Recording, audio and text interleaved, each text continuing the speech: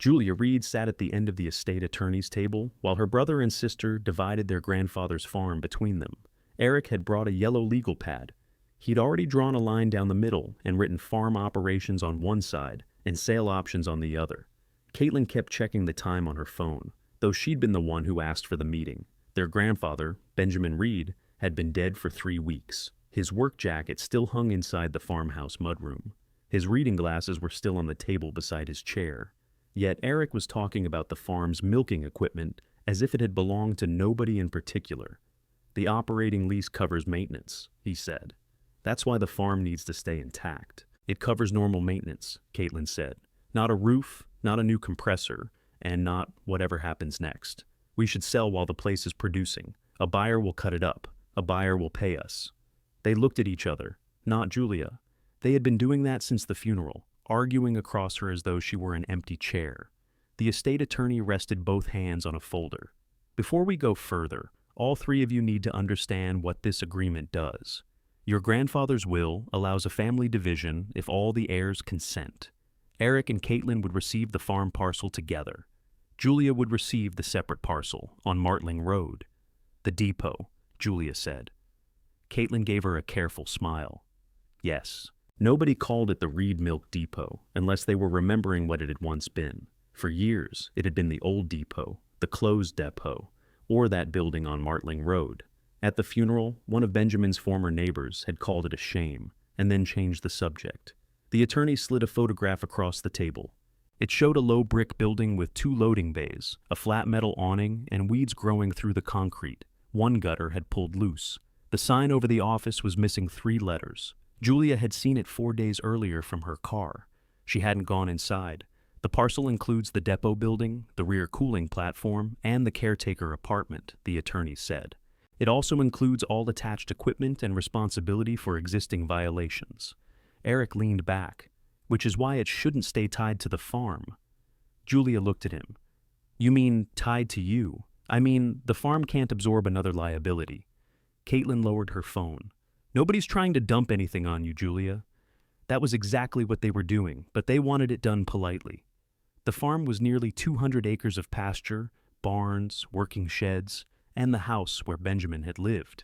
A neighboring dairy operator had already offered Eric a long lease with enough money to keep the farm intact without Eric doing the daily work. Caitlin wanted a sale because a sale ended phone calls, repair bills, and shared decisions. The depot had a leaking roof, disconnected electrical service, an old refrigeration room, and a sanitation notice fixed to its side door. Julia had been offered the freedom to own all of that by herself.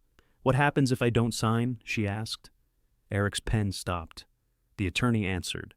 "Then the division in the will remains unresolved. The properties stay in the estate while the 3 of you decide whether to sell, divide, or request court supervision." "And the farm lease waits," Julia said. "Yes."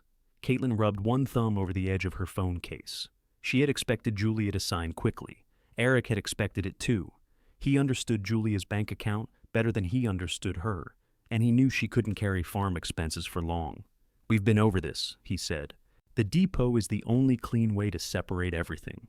Julia almost laughed at the word clean. The sanitation notice gave the property owner 60 days from the transfer date to restore basic service and pass an inspection if the building was going to retain its operating use. Otherwise, the county would classify it as storage. The old cooling equipment would have to be drained or removed. The loading area would have to be secured. None of that sounded cheap. The attorney had warned them that the depot's current value was uncertain. He'd also told Julia she could have the agreement reviewed by another lawyer. Eric called that an unnecessary expense. Caitlin said it would only drag things out. Now they were both waiting for their youngest sister to make their lives easier. Julia was 27, 12 years younger than Eric, and 7 younger than Caitlin. That gap had shaped most family decisions. Eric was old enough to remember their parents bringing Julia home. Caitlin was old enough to remember being annoyed by it. By the time Julia had opinions anyone noticed, her brother and sister had already learned to treat those opinions as delays. Benjamin hadn't. When Julia was in her early 20s and changing jobs more often than Eric approved of, Benjamin took her to the depot on Saturday mornings. The public counter had already closed. Most of the building sat quiet, but he still checked switches, wrote readings in a narrow black book, and walked the loading floor with a flashlight. He taught her how to mark a delivery sheet so the next person didn't have to guess. He showed her that a driver losing 10 minutes at every stop lost more than time by the end of a route. He made her carry a ring of depot keys until she could choose the right one in the dark. People think logistics means moving things, he'd told her once. Mostly it means being ready when something arrives. At the time, Julia thought he was helping her prepare for an office job. She'd used what he taught her at a regional supply warehouse outside Albertville. Benjamin had seemed pleased, though he never said so directly. Now the warehouse had cut her hours, her rent was due in 9 days, and the building he'd taught her in had become her share of the family. Caitlin pushed the agreement closer. The farm is going to cause fights between Eric and me for years. You'd be out of that. That's meant to make this sound better? I'm being honest. No, you're being selective. Eric set down his pen. What do you want, Julia? It was the first direct question he'd asked her that morning. She looked at the photograph again. The office windows were clouded from inside. A cable hung near one loading bay. Above the roofline, the old steel vent stood straight despite everything around it. What equipment is attached? She asked. Eric glanced at the attorney. The attorney opened another page. The inventory lists the refrigeration units, transfer lines, loading controls, a route controller, office fixtures, and a backup generator that hasn't been tested. A route controller for what? Caitlin asked. Old dispatch equipment, Eric said. Grandpa never threw anything away. Julia looked at him. Have you been inside? Last year? Did you test it? No. Why would I? He sounded irritated because he didn't have an answer, not because the question was foolish. The attorney tapped the agreement. I need to be clear. Attached equipment transfers with the depot parcel. I'm not making any statement about whether it works or has value. I understand, Julia said. Eric picked up his pen again. He mistook her answer for surrender. Julia read the family agreement from the beginning. It took 12 minutes. Neither sibling stayed quiet for all 12. Caitlin explained that the farmhouse needed insurance. Eric pointed out that the prospective lessee wanted an answer by Friday. Caitlin said Julia wouldn't need to coordinate decisions with them once the transfer was complete. That last part mattered more than Caitlin intended. Julia signed. Eric released a breath through his nose. Caitlin reached across and touched Julia's wrist. You won't regret being out of the farm mess, she said. Julia pulled her hand back to turn the final page. You don't know what I'll regret. The attorney gathered the papers. He gave Eric and Caitlin copies of the farm documents. Then he placed a thick envelope in front of Julia. Inside were the depot inventory, the sanitation notice, a temporary insurance binder, and the probate deed that would be recorded after the agreement was approved. At the bottom lay 2 key rings. One held 3 newer keys with plastic tags. The other held 9 old brass keys worn smooth around their teeth. Julia lifted the second ring. A flat metal tag was wired to it. Someone had stamped 4 words into the tag by hand. Martling, office, bay, flat. Benjamin's lettering appeared underneath in black marker, faded but still readable. Keep these in order. Eric was already stacking his folders. You'll want to get somebody out there before the next rain. Did the roof leak when you went in last year? Back corner of the office. Anywhere else? I didn't inspect it. You just said it was a liability. It is. But you didn't inspect it. Eric looked toward Caitlin, asking without words for help. Caitlin stood and slipped her phone into her bag. We all have enough going on today. Julia closed the envelope. Apparently. Outside, Eric and Caitlin walked together toward the parking lot. They stopped beside Eric's truck and began another low conversation about the lease. Julia watched them through the attorney's front window. Neither looked back. By noon, she was driving east through Albertville with the depot keys on the passenger seat. Martling Road ran past feed stores, repair yards, pasture, and houses set far enough from the pavement to collect dust instead of traffic noise. The depot stood beyond a shallow drainage ditch. Its cracked sign was visible through 2 pecan trees. Julia pulled onto the concrete apron and shut off the engine. For a moment, she stayed in the car. The building looked worse up close. Rust streaked the loading awning. One office pane was broken and covered from inside with something brown. The gutter Eric had mentioned was hanging by a single bracket. Water had carved a dark line down the brick. The sanitation notice was still fixed to the side door in a plastic sleeve. Julia carried the envelope over and read it again. The clock wouldn't begin until the deed transferred, but once it did, she would have 60 days. Restore electrical service, secure the loading area, clean the refrigeration surfaces, submit to inspection. She unlocked the side door with the third brass key. The smell met her first. Wet cardboard, old metal, dust, and something sour left in a floor drain. She found the switch just inside. Nothing happened. The office had 2 desks, a dented filing cabinet, and a wall calendar still open to October of the previous year. The brown covering over the broken window was Benjamin's old raincoat, nailed across the frame. That bothered her more than the damage. She took it down carefully and folded it over the back of a chair. Beyond the office, the loading room opened wide and dim. Transfer pipes ran along one wall. Yellow numbers had been painted above the bay doors. A row of control boxes sat beside the refrigeration room, each coated in gray dust. One box was different. It had a small dark display, a telephone cord, and 7 square route buttons. The last button still carried a strip of white tape with a handwritten number, 7. Julia wiped the display with her sleeve. Nothing lit. Below it, a narrow drawer stood open by half an inch. She pulled it out. It was empty except for a pencil and a round coffee stain. From somewhere near the back wall came a steady drop of water. Julia followed it into the caretaker apartment. The place had 1 bedroom, a small kitchen, and a bathroom with pale green tile. Water dripped beneath the sink and spread across the cabinet floor. She found the shut-off valve. It wouldn't move. Julia set down her keys, braced one hand against the pipe, and tried again. The valve turned with a dry squeal, the dripping slowed, then stopped. It was a tiny thing. The cabinet was still swollen, the pipe still needed repair, and the whole apartment smelled closed up. But the water had stopped because she'd stopped it. She stood and looked through the kitchen doorway toward the depot floor. Her siblings had taken the barns, the pasture, the farmhouse, and the lease they were already arguing over.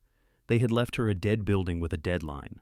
Julia went back to her car, opened the trunk, and took out the work gloves Benjamin had given her years ago. Then she returned to the office, found an old push broom behind the filing cabinet, and began clearing a path to the root controller. Dust rolled ahead of the broom in soft gray folds. Julia pushed it around a stack of milk crates and found a painted line on the concrete. Blue once, nearly black now, it ran from the office door to the loading platform. Benjamin had taught her to keep that line clear. "Doesn't matter if nobody's coming today," he'd said. "You don't pile tomorrow's trouble in today's walkway." She moved the crates against the wall. Her phone rang from the office. Eric's name filled the screen. "You still at the depot?" he asked. "Yes." "Did you find the water shutoff?" "I found one under the apartment sink." "That's not the main, I know." He paused. He hadn't expected that answer. "The main should be behind the refrigeration room," he said. "Grandpa showed me years ago. Is it marked?" "I don't remember. Listen, we're meeting the lease operator at the farm tomorrow morning.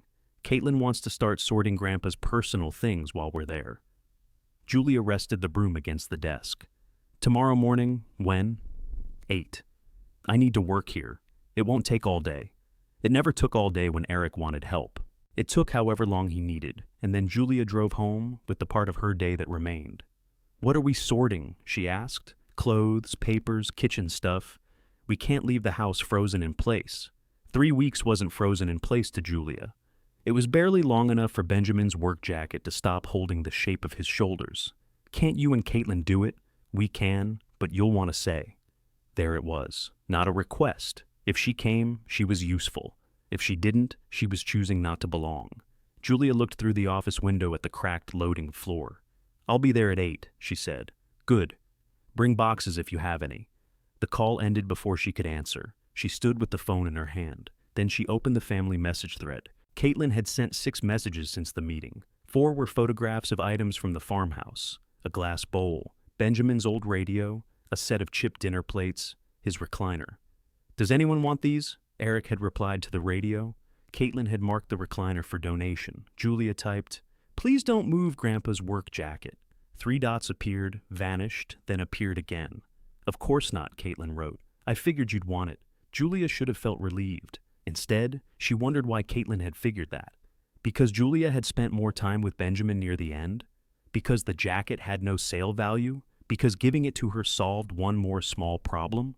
She put the phone away and returned to the loading room. Behind the refrigeration room, she found 3 valves in a maze of old pipe.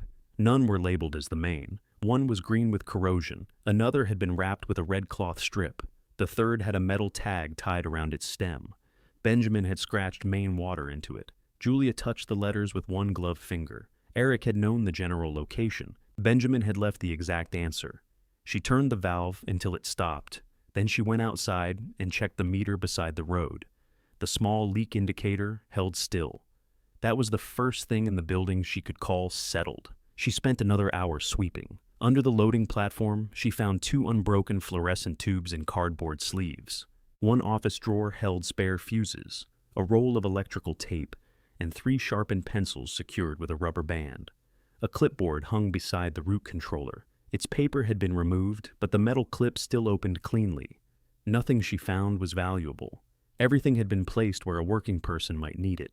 At the back of the office, a narrow door led to a storage closet. The first 2 keys didn't fit. The 4th key entered halfway and stopped. Julia knelt to look at the lock. Someone had broken the tip of a key inside it. She could see the metal shard. For 10 minutes, she worked at it with tweezers from the apartment bathroom. The shard slipped twice. The 3rd time, it came free. The 5th brass key opened the door. Inside stood a ladder, 2 mop buckets, a hand truck, and shelves of old cleaning supplies. Most of the bottles had dried out. The ladder was sound. The hand truck needed air in both tires. A set of folded canvas tarps occupied the bottom shelf. Julia carried one outside, climbed the ladder, and tied the loose gutter against the awning support. It wasn't a repair, but it would keep the metal from tearing free if the wind rose. By the time she locked the depot, the sun had dropped behind the pecan trees. Her gloves were black at the palms. She sat in the car and made a list on the back of the sanitation notice. Electric service, plumber, broken glass, roof inspection, refrigeration. She stopped there. The list already looked expensive. Under it, she wrote, "Find out what root controller did." She knew what such equipment usually did. It logged arrivals, opened loading stages, and kept sequence records. What she didn't understand was why Benjamin had left this one attached after the public counter closed. At home, Julia showered, heated a bowl of canned soup, and checked her bank account. Her warehouse pay had been smaller than usual. She moved money from savings into checking, then moved half of it back. She had spent years treating savings as proof that she wasn't in trouble. Now the number looked less like safety, and more like the distance she could afford to travel before she had to turn around. Caitlin called while Julia was washing the bowl. "I hope Eric didn't pressure you about tomorrow," she said. Julia dried her hands. "He told me to be there. He told me the same thing. You're going." "Well, yes. Somebody has to keep him from throwing away every piece of furniture that isn't nailed down." Julia leaned against the kitchen counter. "You want to sell the house. That doesn't mean I want him deciding everything. You signed the farm with him." Caitlin was quiet for a moment. That wasn't about him. It looked like it was about him. It was about not getting trapped. If the estate stays open, every repair becomes a meeting. Every tax payment becomes a meeting. I can't keep driving over here every time a fence post leans. Caitlin lived less than an hour away, but she spoke of Albertville as if it required a passport. "You could have let me have part of the farm," Julia said. "And then what? The 3 of us argue instead of 2? You didn't ask what I wanted until the papers were ready. We thought the depot made sense for you. Why? Because Grandpa took you there." Julia waited. Caitlin sighed. "And because you're good with old things." It was meant kindly. That made it worse. "I work in shipping," Julia said. "I don't restore buildings. I know that." "Do you?" "Julia," I called, "because I didn't want you thinking we were against you." Julia looked at the water running over her fingers. She had left the faucet on. "What would it look like if you were against me?" Caitlin didn't answer immediately. When she did, her voice was softer. "We'll see you tomorrow." After the call, Julia shut off the water. She didn't sleep well. At 7 the next morning, she loaded flattened produce boxes into her car and drove to the farm. Eric's truck was beside the equipment shed. A white pickup with a company name on the door stood near the milking barn. The prospective lease operator and Eric were already walking the fence line. Caitlin opened the farmhouse door before Julia reached the porch. "You brought boxes." "Good." Inside, the kitchen smelled like coffee and the lemon cleaner Benjamin kept under the sink. Caitlin had arranged colored labels on the table. Keep, sell, donate. Julia set down the boxes. "Where's Eric, with the lease man?" "He asked us here for a meeting. He said he'd be 20 minutes. It was 45. During that time, Caitlin emptied cupboards while Julia wrapped dishes in newspaper.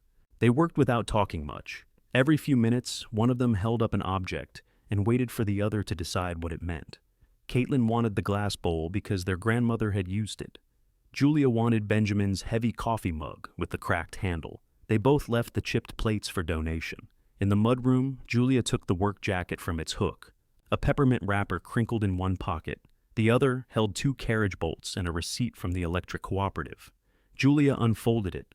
The receipt showed a minimum service payment for the Martling Road Depot, made 5 months earlier. It wasn't a full power bill. It was a standby account charge. Caitlin, her sister, was tying a box closed. "What? Did you know Grandpa kept electrical service at the depot? I thought it was disconnected." "So did I." Caitlin looked at the receipt. Maybe that was the final charge. It says standby. Then ask Eric. He handled the bills when Grandpa got sick. Julia folded the receipt along its old crease. Eric said there wasn't active service. Standby isn't active. "No, but it isn't nothing." Caitlin pulled another piece of tape. "Please don't turn this into a fight before we know what it means." Julia slipped the receipt into her pocket. "I asked a question, and I'm telling you who has the answer." That was the pattern, plain enough to touch. Eric held the records. Caitlin translated Eric. Julia asked permission to know things that affected her. She had participated in it for years. Whenever a family decision became uncomfortable, she waited for one of them to explain the part they thought she needed. Then she complained about being left out after the decision was made. Eric entered through the back door with mud on his boots. "The lease looks good," he said. "He wants use of the South Equipment Shed." Julia held out the receipt. Why was Grandpa paying standby electric service at the depot? Eric read it and shrugged. He kept a few old accounts open. "Why?" "You know, Grandpa, he didn't trust shutoffs. He paid this 5 months ago. And you told me the building had no service.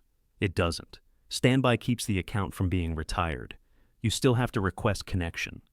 Do you have the account records?" Eric opened the refrigerator and took out a bottle of water. "Somewhere. I need them." "For what?" "To restore service." He twisted off the cap. "You've owned the place for less than a day, and the deadline is already waiting. The transfer hasn't recorded yet. That gives me time to prepare." Eric studied her over the bottle. He was used to Julia, either giving in or getting angry. Calm persistence required him to choose a real answer. "The utility folder is in Grandpa's desk," he said. "Bottom drawer." Caitlin looked up. She hadn't known that either. Julia went to the small room Benjamin had used as an office. The bottom drawer was locked. She returned to the mudroom, checked the brass ring, and found a key no longer than her thumbnail. The drawer opened. Inside were labeled folders for the farmhouse, barns, depot, vehicles, and taxes. Julia took only the depot folder. It held old bills, the standby account number, and a handwritten note authorizing reconnection by the property's next lawful owner after transfer. Benjamin had signed and dated it. Eric stood in the doorway. "He probably did that for every account. Then this one should be easy. I'm saying don't read too much into it." Julia closed the folder. "I'm reading what it says." For once, she didn't ask whether she could take it. She carried the folder to the kitchen, placed Benjamin's jacket on top of it, and picked up her car keys. Caitlin glanced at the half-filled boxes. "Are you leaving?" "Yes." "We haven't finished." Julia looked at the labels spread across the table. "You two can decide what to keep." The words surprised all 3 of them. She drove back to Martling Road with the folder beside her. At the depot, she unlocked the office and set Benjamin's jacket over the chair again. Then she laid the utility papers beneath the dark route controller, where they would be ready when the deed recorded and the power could be restored. The papers stayed there through the weekend while Julia worked around them. She removed wet cardboard from the office, carried rusted shelving out to the concrete, and opened every window that would move. The broken pane let in flies and red dust from the road. She cut a square from one of the canvas tarps and fixed it over the opening until she could replace the glass. On Monday morning, the estate attorney called. "The agreement has been approved," he said. "Your deed was recorded about 20 minutes ago." Julia sat on the loading platform with a bottle of water between her shoes. So, the property is mine now? It is. And the 60 days starts today. Yes.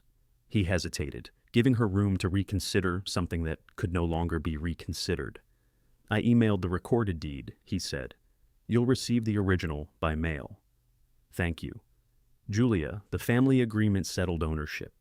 It didn't certify the condition of that building, I understand. Keep records of whatever you spend. She looked at the loose gutter tied against the awning. I've already started. After the call, she opened the utility folder on the office desk. The Electric Cooperative's customer service number was printed on the latest statement. The woman who answered asked for the service address, account number, and proof of ownership. Julia provided all three. Then came the question she had expected. Is the building occupied? Not yet. Commercial use? It was a milk depot. Is it one now? Julia looked through the glass partition toward the loading floor. I'm trying to find that out. The woman explained that standby status had preserved the meter and service connection. It had not guaranteed the building's internal wiring. Before power could be restored, Julia needed an inspection from a licensed electrician.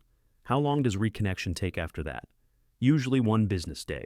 Usually was a generous word. It meant 1 day if nobody found a problem. Julia called 3 electricians. One was booked for 2 weeks. Another didn't work on old refrigeration systems. The third said he could stop by late that afternoon if she was willing to wait. She was. The electrician arrived in a white service van just before 5. He was a broad man with reading glasses hanging from his shirt collar. He walked through the depot without commenting on the smell or the dust. That made Julia trust him slightly more. He opened the main electrical panel near the refrigeration room. Who shut this place down? He asked. My grandfather. He know electrical work? Enough to be careful. The man pointed to 3 breakers tagged with red wire. These are isolated. Cooling compressor, transfer pump, and bay heater. Everything else looks orderly. Can you tell why he isolated them? Not without energizing the panel and testing each circuit. Julia showed him the root controller. That should be on the low-load circuit, she said. The office lights too. He followed the conduit with his flashlight. You've looked at this. My grandfather taught me the layout. He taught you which breaker feeds what? Some of it. The electrician nodded once. It wasn't praise exactly, but it felt better than Eric's warnings. He tested the panel, checked the outlets, and inspected the service entrance. The office circuit held. So did the lights over the loading floor. The isolated equipment remained off. This building was shut down on purpose, he said, not abandoned in the middle of a failure. Can you approve reconnection? For lights and standard service, yes. I'm noting that the refrigeration equipment stays isolated until somebody qualified checks it. Julia signed his invoice.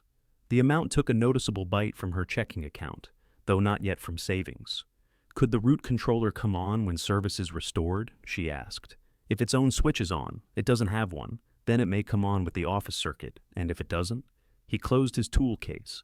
Then you'll have one more old thing that needs fixing. He sent the inspection approval before driving away. The next afternoon, a utility truck turned onto the concrete apron. Julia stood by the office while the technician checked the meter, broke the old seal, and set a new one. Main disconnect off, he called. Yes. He finished at the meter, returned to his truck, and waited while Julia went inside. The main disconnect was stiff. She pulled it down, then pushed it firmly upward. For 1 second, nothing happened. Then the office lights flickered. One fluorescent tube buzzed alive. Another blinked twice and went dark. A ceiling fan turned a few inches, stopped, and began moving again. The root controller remained black. Julia waited beside it. She checked the breaker. She tested the outlet beneath the desk. Power was reaching the office. The controller's cable disappeared through a metal plate fixed to the wall, with no plug she could remove. The utility technician came to the door. Everything holding? So far. Call if the main trips. He left before Julia could ask anything about the controller. It wasn't his equipment, and he had done the one job he came to do. She turned on each approved light. 2 worked in the office, 4 on the loading floor, and 1 in the apartment kitchen. The bathroom fixture gave a bright pop and went out. Still, the depot looked different under electric light. Not better exactly. The stains were clearer. Dust showed in every corner. But the rooms no longer disappeared when she stepped away from a window. Julia found an extension cord in the storage closet, tested it, and plugged in a box fan. The fan began pushing old air out through the broken office pane. That deliberate act worked. Benjamin's standby account had saved the service connection. His panel labels had kept unsafe equipment isolated, and the building had power before the first week of her deadline ended. The controller stayed dark. Julia worked until nearly 10. She cleaned the apartment kitchen, brought in a folding cot from her car, and set a lamp beside it. Staying overnight saved her a drive home and let her watch for electrical trouble. She ate a sandwich at the small kitchen table. The refrigerator didn't work, so she kept her bottled water in a cooler. Through the doorway, she could see the loading floor lights. The building made different sounds with power restored. The office fan hummed. A relay clicked somewhere in the wall. The ceiling fan ticked each time one bent blade passed the pull chain. Julia checked the panel before sleeping. Nothing felt hot. No breaker had tripped. She woke once after midnight because a truck passed on Martling Road. Its headlights moved across the apartment ceiling, then vanished. The next sound woke her completely. It was a hard mechanical knock, followed by a low electric hum. Julia sat up on the cot. A second relay closed in the loading room. She reached for her phone. The screen showed 4:10 in the morning. The hum deepened. Metal pipe trembled against the wall. Julia pulled on her shoes and went into the depot.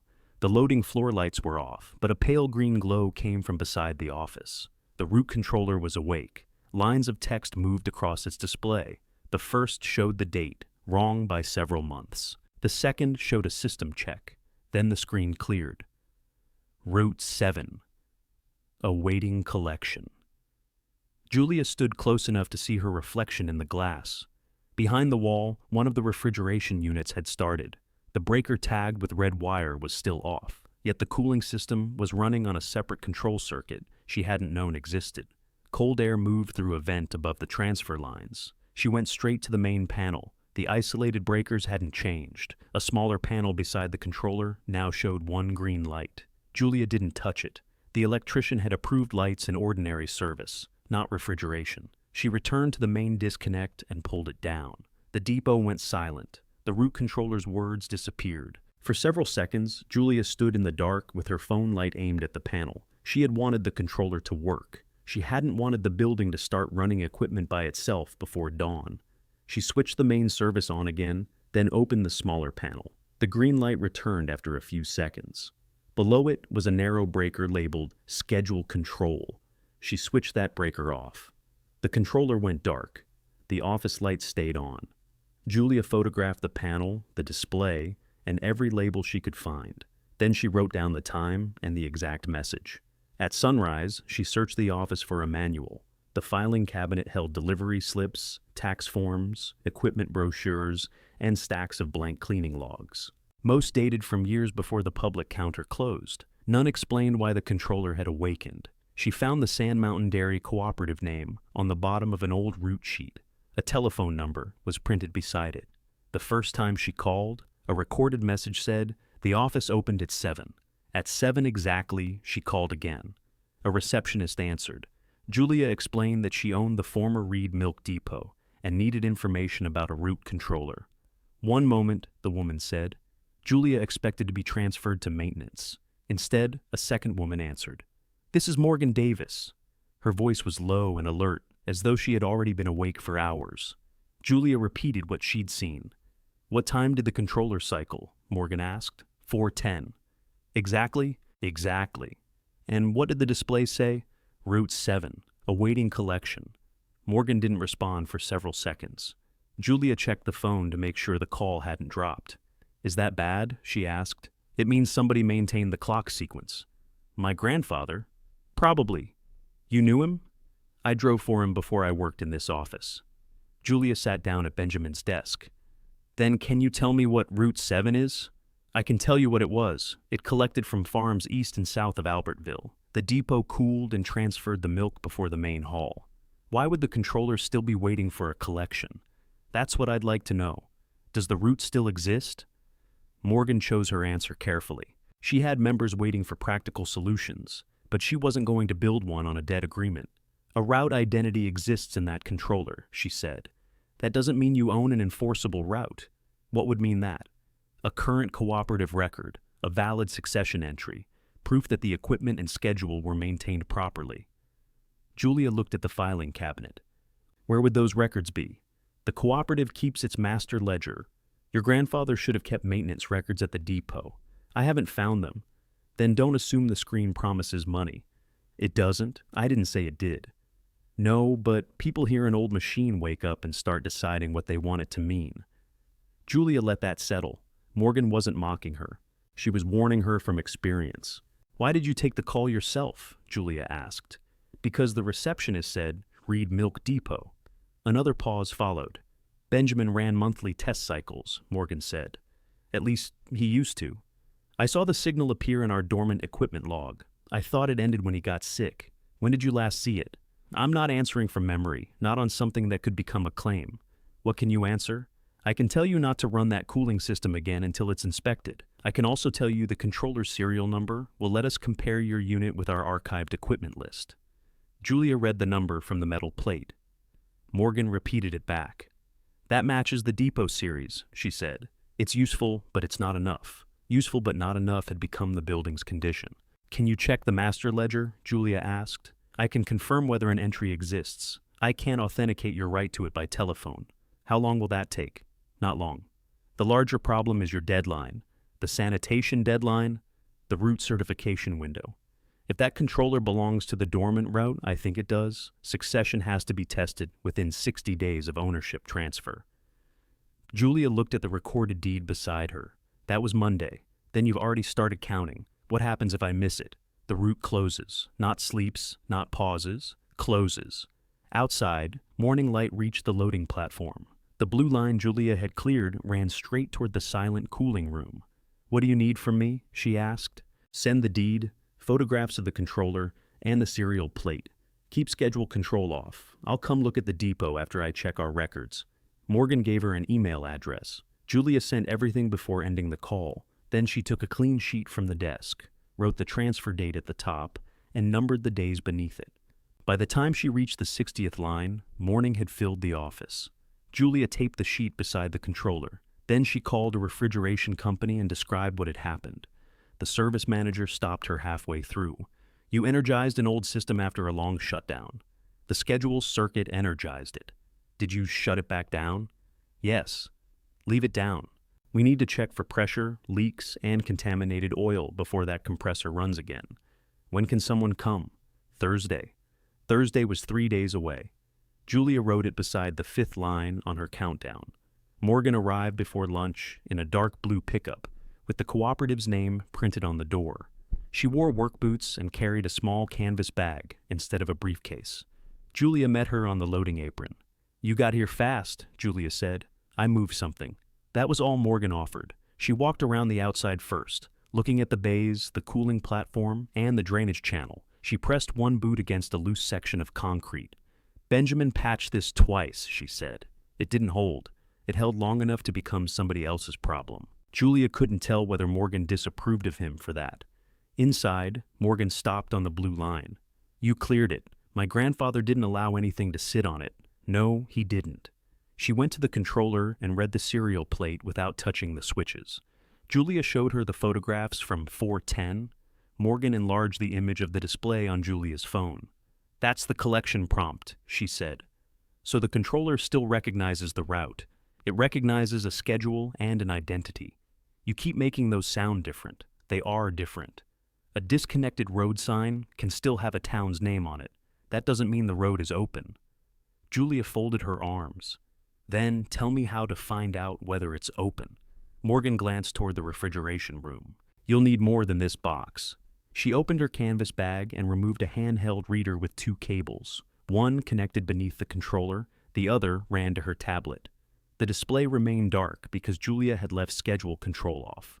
Morgan powered only the controller through her reader. Green letters appeared. Route 7. Stand by. Morgan moved through several menus. Julia watched dates and codes appear. Most meant nothing to her. One column repeated at roughly monthly intervals. What are those? Julia asked. Test acknowledgments from the cooperative? From this controller. It sent a signal. Our system acknowledged receipt. How recently? Morgan scrolled. The last full test was 6 weeks before Benjamin died. Julia leaned closer. You said you thought the cycles ended when he got sick. I thought wrong. Does this prove he maintained it? It proves somebody operated the test sequence here. Who else had access? Morgan looked toward the office. That's one of the things records might answer. Julia thought of Eric saying he'd entered the building the previous year. He'd known the main water valve was behind the refrigeration room. That didn't mean he'd touched the controller. It only meant Benjamin hadn't been the last person with a key. Can the cooperative compare those acknowledgments? She asked. If we have the receiving entries. You said you keep a dormant equipment log. We do. That's not the agreement itself. Morgan disconnected the reader. Where's Benjamin's maintenance book? I haven't found it. He used a narrow ledger, black cover, red cloth spine. I've searched the filing cabinet. He didn't keep it in the filing cabinet when I drove here. Where did he keep it? Morgan turned toward the loading room. Ask Lori Freeman. Who's Lori? She dispatched this depot longer than I drove for it. If anybody knew where Benjamin put records he didn't want carried off, it was Lori. Morgan called her from the office. The conversation lasted less than a minute. I'm at Reed, Morgan said. The controller cycled. A woman's voice answered sharply through the phone, though Julia couldn't make out the words. No, I'm not saying the route is live. I'm saying the test record is here. Morgan listened. Then come tell her yourself. She ended the call. She doesn't like you? Julia asked. She likes me fine. She doesn't like Hope getting ahead of facts. That seems common around here. It kept milk from spoiling. Lori arrived 40 minutes later in a small silver car with gardening soil across the back seat. She was 68, short, straight-backed, and dressed for an afternoon she'd intended to spend somewhere else. Bits of dry grass clung to her shoes. She looked at Julia for several seconds. You have Benjamin's eyes when you're suspicious, she said. I'm not suspicious. You will be. Lori walked past her and set her purse on the office desk. Morgan showed her the test entries. Lori put on glasses and read the dates one at a time. He didn't miss November, she said. The controller says he didn't, Morgan replied. I was here in November. He ran it. Julia pulled over a chair. Why? Lori looked at her. Because he said closed wasn't the same as finished. What does that mean? It means he wouldn't let the route die just because the public counter closed. Did he think it still belonged to him? Lori removed her glasses. Benjamin didn't talk that way. He said the depot had duties. People owned the duty if they were willing to do it. Morgan shook her head. That's exactly the kind of sentence that causes trouble. I told him so. What did he say? He told me to write the test time correctly. Julia almost smiled. Lori didn't. The maintenance book, Morgan said. Where is it? Where it always was. The cabinet is empty. Not that cabinet. Lori went to the route controller and crouched beneath it. A painted steel plate covered the lower part of the wall. Its screws looked newer than the surrounding metal. Julia had noticed the plate but assumed it covered wiring. Lori held out one hand, flat screwdriver. Julia brought one from the utility shelf. The top screw turned. The bottom one didn't. Julia knelt beside Lori and pressed harder, while Lori held the screwdriver straight. You'll strip it, Lori said. I won't. The screw gave with a dry snap. Together, they lifted the plate. Behind it was a shallow cavity between two wall studs. A plastic document sleeve rested on a narrow ledge beside the controller cables. Lori reached in and removed it. The black cover had faded at the corners. A red cloth strip ran along the spine. Julia recognized the handwriting before Lori opened it. Each page held dates, temperatures, switch positions, and short notes. Benjamin had recorded monthly controller tests throughout the previous year. The entries continued into the current year. Beside the last one, written 5 weeks before his death, he had marked signal received and underlined it once. No message to Julia appeared. No explanation waited inside the back cover. There was only work. Those are his initials, Lori said. I watched him make that last entry. You were here? Julia asked. He called because the cooling relay stuck during the test. I held a flashlight while he cleaned the contact. Did he tell you why he was still doing this? He said the next owner might need a clean record. Julia turned another page. Did he say who that would be? No. Lori answered without softening it. She wasn't going to reshape Benjamin's words to comfort his granddaughter. Morgan pointed to a notation written in the margin of every third test. Master ledger reference, she said. The same letters and page number appeared again and again. What does it refer to? Julia asked. Our route agreement ledger, the official cooperative copy. Can you check it now? I'll check it when I get back. Why not call? Because I want the page in front of me. Morgan photographed the maintenance entries, the cavity, and the controller serial. She included a ruler beside the serial plate and took the picture again. Lori looked around the loading floor while Morgan worked. "Your drains are blocked," she said. "I know. Your wash line has a split coupling. I didn't know that. And somebody left the bay seals compressed. They'll have to be replaced before an inspection." Julia looked at the rubber seals around the loading doors. "How can you see that from here? I spent 32 years watching drivers hit them wrong." Morgan returned the ledger to Julia. "Keep this dry and keep it here. It connects the test record to the property equipment. Does it prove the route is mine?" "No.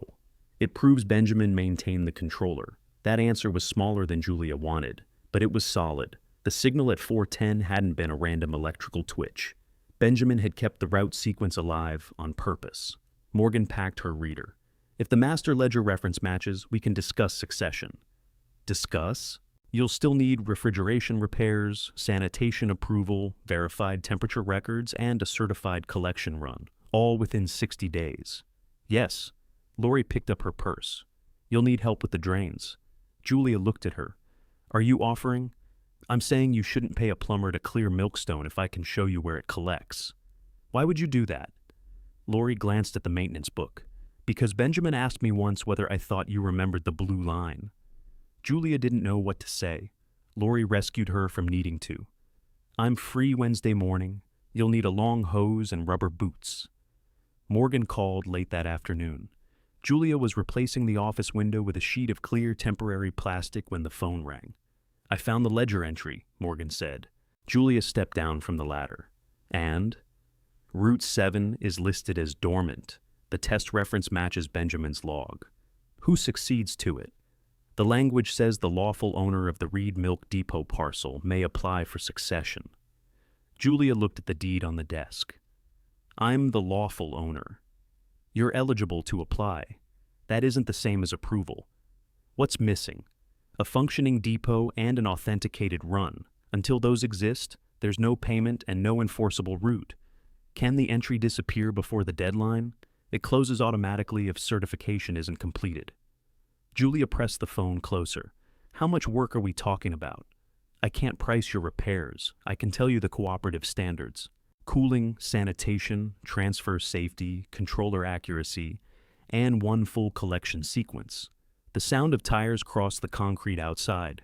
Eric's truck stopped beside Morgan's fading tracks. He got out, saw the temporary glass, and then noticed the cooperative photographs Julia had spread across the desk. "I have to go," Julia told Morgan. Eric entered without knocking. "What is Sand Mountain Dairy doing here?" he asked. Julia ended the call and set the phone down. "Checking equipment? At this depot?" "Yes. Why?" She closed Benjamin's maintenance book before answering. "Because the equipment still has a record."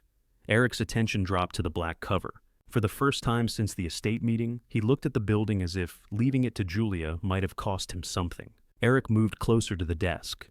"What kind of record?" "A maintenance record." "For what?" "Route 7. He looked toward the controller. "That thing hasn't run a route in years. It ran a test 6 weeks before Grandpa died." "Who told you that?" "I read the log." Eric reached for the black book. Julia put her hand on it first. He stopped. "I'm not going to steal it. I didn't say you were. You're acting like I need permission to see Grandpa's records. This one was inside my building." His expression changed at the word "my." "What exactly did the cooperative say?" he asked. "That the controller and their dormant records match. I'm eligible to apply for succession if I can restore the depot and pass a certified collection run. Eligible isn't ownership." Morgan said the same thing. "Then why are you hiding the book?" "I'm protecting it. From me? From leaving this office." Eric rested both hands on the desk. The farm and depot operated together. Sometimes. The route collected farm milk. It collected from several farms. You don't know that. Morgan drove it. That silenced him briefly. Eric had come expecting old equipment and one of Julia's short-lived projects. Morgan's involvement made it harder to dismiss. He didn't yet believe Julia had anything enforceable. He did believe the possibility could affect the farm lease, and that was enough. "The lease operator may want depot access," he said. "He can apply like anyone else once there's something to apply for. The farm shouldn't have to apply to its own depot. It isn't the farm's depot. It was part of the same operation. The deed says it's a separate parcel. Eric straightened. We can amend the division. No. You didn't even ask what I meant. You mean I return the depot, you add it to the farm lease, and you decide what happens here. You'd be compensated. With what? We'd work that out.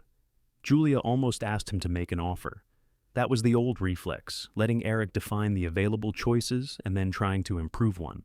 No, she said again. You don't know what repairs cost. Neither do you. I know commercial refrigeration isn't cheap. Then you should be glad you gave it away. His jaw tightened. Nobody gave anything away. You signed for it. So did you. Eric glanced at the temporary plastic over the broken pane. It pulled inward each time the box fan turned. If the route matters, the properties should stay together. They didn't matter together when you thought this place was worthless.